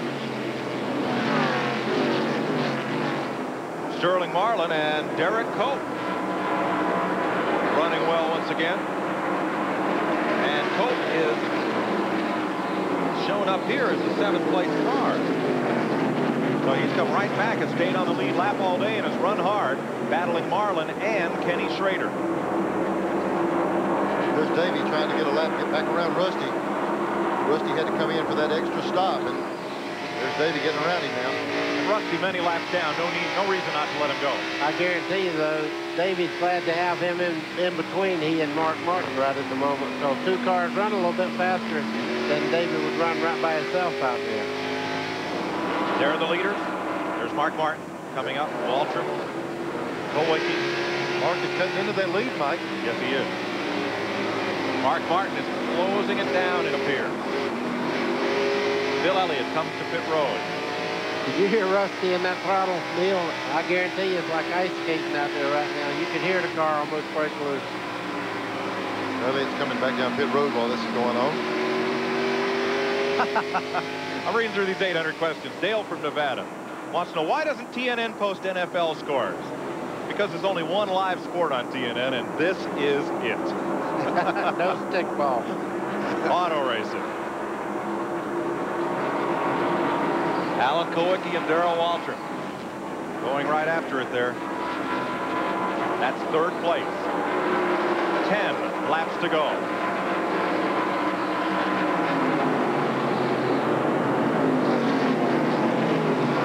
There's Kowicki trying to make a move on Waltrip. They've been racing several laps here. It looks like Alan's got a little bit closer where he can make a run at him.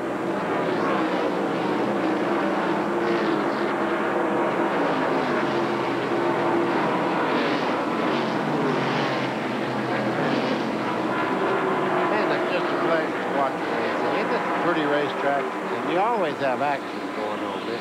If it's not the leaders, there's somebody always racing hard. Look at smoke going in the corner. That has to be Elliott somewhere around. Yeah, he's parked on pit road, and it's smoking so bad it's blowing across the racetrack. Here comes Alan Kowicki, and this pass would be important. It's 5 points for Alan, which would draw him to within 25 points of Davey Allison going to Atlanta, should he pass Waltrip. Now, Darrell came into this race 9th in the points and will pass Ernie Irvin for 8th place. Irvin is in the garage area. Neil, I know one thing. Davy's put the afterburner on now. He is really rolling around this racetrack. He's got a big lead, but it looks like maybe Mark Martin is cutting into it a little bit, but boy, time-wise, I don't think he can. There's Kowicki up under him like you're pointing there, buddy. Kowicki's trying his best to get that position for Waltrip. Ted Musgrave has gone to the garage. This race is 312 laps, 7 to go. Some of the older mile tracks run 500-mile races, 500 laps at Dover, 492 laps at Rockingham. But this track is much flatter banked than either of those two super speedways.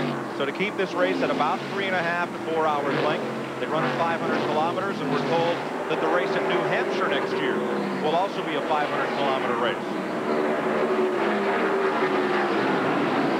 Boy, Kowicki's trying everything he can, buddy, to get around him. See, Walter's running that high line. There's Kowicki up on the inside. But like always, watch his momentum off the corner. Allen feels like he's got him on the inside, and Waltrip comes right back on the outside. They're on the lap car now. You know, Waltrip is so intelligent. He goes in wide, and he makes that commitment to go down low, and then he washes across the racetrack, and he actually hurts himself. 5 laps to go. For Davey Allison to take the point lead for the first time since Talladega in July, when Bobby Hillen did such a great job for Davey in relief. You know, he won this race last year. At the first of this race, we were talking, he went from the front, fell back to 20-something position. And we were worried. They haven't really worked on the car. The track came to them. That's what's a big edge of winning the race prior here before. They probably stayed pretty close to what they had. 4 laps to go. Kowicki has dropped to a car length back of Waltrip. Here they come. Lapping around Ron Esau. Waltrip way up high there, but Kowicki just couldn't gain ground, and that's 5 must-have points right there. Yeah, Waltrip's just giving him the bait, making him take it. Then he dives in and heats his tires up, and he can't stay down low.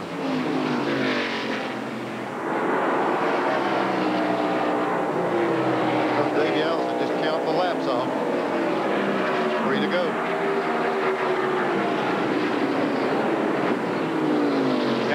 Derek Cope just a car length apart. A little further back in the running order. Good run for both those cars today. They are 6th and 7th. Jimmy Spencer has settled into 5th position. But look who's entered into the picture. Here's Sterling Marlin. While they're doing this, now Sterling's right up on Alan Kowicki. And that's for 5 points in the other direction.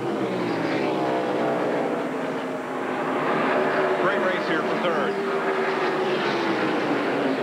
2 to go.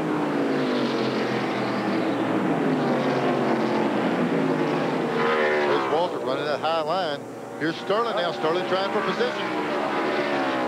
That's at that dog leg. He tried the inside there, and Kowicki heading him off with a pass. No. White flag for Davey Allison. That was checkmate right quick. Allison 1 lap away from his 5th Winston Cup win, the most by any driver this season. 5th this season. Here it is, 4th place. Waltrip's going to run off for 3rd by himself. Sterling Marlin, Bill Elliott's stablemate, trying to deny Alan Kowicki 5 points right here at the finish. And they're coming up on a lap car. Out of turn 4. Davey Allison will win it. Marlin tries to pin Kowicki down. Marlin, though, scoring showing back 1 lap down, so they come to the flag. Waltrip will be 3rd. Kowicki will be the 4th place car. And Jimmy Spencer, his best Phoenix finish ever, will be 5th. Davey Allison has notched his 18th career Winston Cup victory, which ties him on the all-time list with another member of the Alabama gang, Neil Bonnet. Here's Randy. Well, Robert Yates is down here. Robert says you can't talk. How's your voice? It's got to be just good enough. You know, you're happy today. Well, I can probably get it out to you. Tell you I'm happy. I tell you what, we were really sweating it yesterday morning. We were about ready to want to wreck this car and get the other one out of the truck. And, you know, Larry and David didn't give up. All the other guys didn't give up. And they got it dialed in yesterday afternoon and good enough to win the race. We're super happy. Oh, not only that, the points lead turned around for you. Now you're leading. That's another great news. On to one more pressure deal. Okay, have a little trouble with his voice. We'll try and track down Larry McReynolds, crew chief, as well later on. Davey Allison, for the 5th time this season, rolls to victory lane. Daytona, North Wilkesboro, Talladega, Michigan, and now Phoenix. And you're riding along with him to hallowed ground. Hey, All right. That says it all. That's great. Smart race. I mean, smart race. Davey, great man. Thank you, Matt. All right. Man. Well, you make him interesting, partner. You're 30 or 35 ahead unofficially. I cannot believe it. Giving Davey the point totals there. I cannot believe this. Years to do it every time. Just can't. Well, a very happy Davey Allison has pulled his car into victory lane. He's just now getting unplugged from all his paraphernalia, undoing the radio, the helmet, so forth, cooling off a little bit. See if we can get a word with him here. I said at the top of the show that Phoenix was awfully good to Davey. Couldn't have gotten much better, could it, Davey? Well, Glenn, we just had to run a patient race, you know, and try to stay out of trouble. We got in a couple of tight spots, and I just backed off and let everybody go. And, you know, Rusty was tough there in the middle portion of the race. I just sort of hung in there behind him and followed where he was going. And then Mark caught a tough break at the end of the race, you know. And one thing about it, luck plays a big part of this game, and today was our lucky day. And I just got to say thanks to Larry McReynolds and Robert Yates for sticking behind me through the tough times. You know, I just can't believe it. Congratulations again. He's getting emotional now. Let's let him enjoy this, Mike. His first win since that terrible tumble at Pocono in July. Davey Allison overcome with emotion. The winner and the point leader here in Phoenix. We'll be right back. This is on TNN is being brought to you by Autolite Spark Plug. Guaranteed for 2 years, no matter how far you go. They have seen a thriller here at Phoenix International Raceway. Quickly, we'll run you down through the top 20. Allison Martin, Waltrip Kulwicki, and a great run for Jimmy Spencer there. Rest of the top 10. Schrader, good run for Derek Cope and Bobby Hamilton today. Then Sterling Marlin and Earnhardt. Mike Waltrip, Brett Bodine, Gant picked up some points. Dallenbach, good run for Wally. Strickland, Labonte Mast, Speed, Petty, and Dale Jarrett. Randy Pemberton. Well, I'm standing by with sort of a disappointed Mark Martin. This is about the 5th time this year that I can remember he's been caught by a caution flag. Mark, you had the car to beat today. Unbelievable, I tell you. Great car.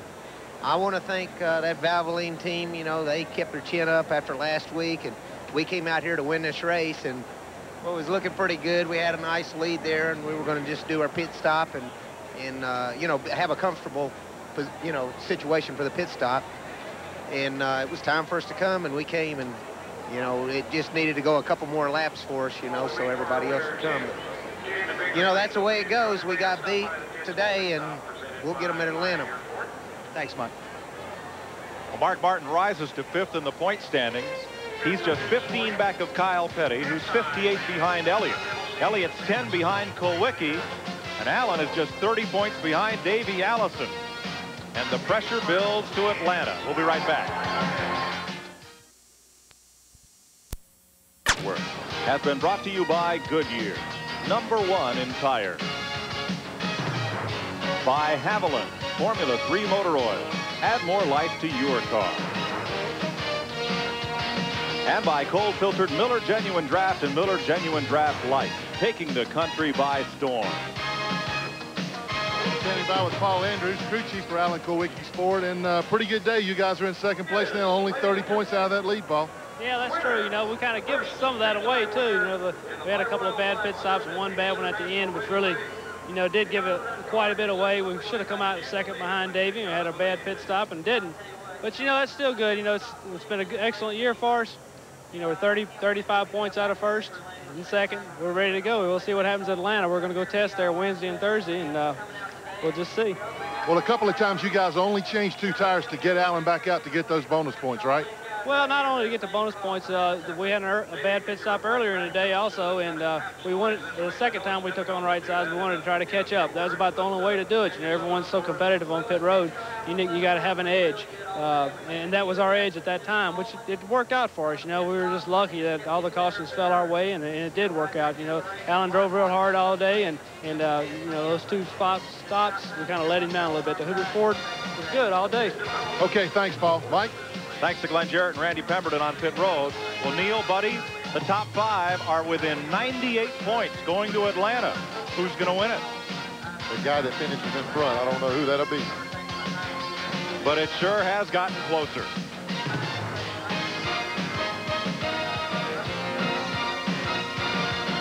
For Neil Bonnet and Buddy Baker, I'm Mike Joy. Coverage of the 1992 Pyroil 500 produced by Diamond P Sports for the Nashville Network. NHRA today.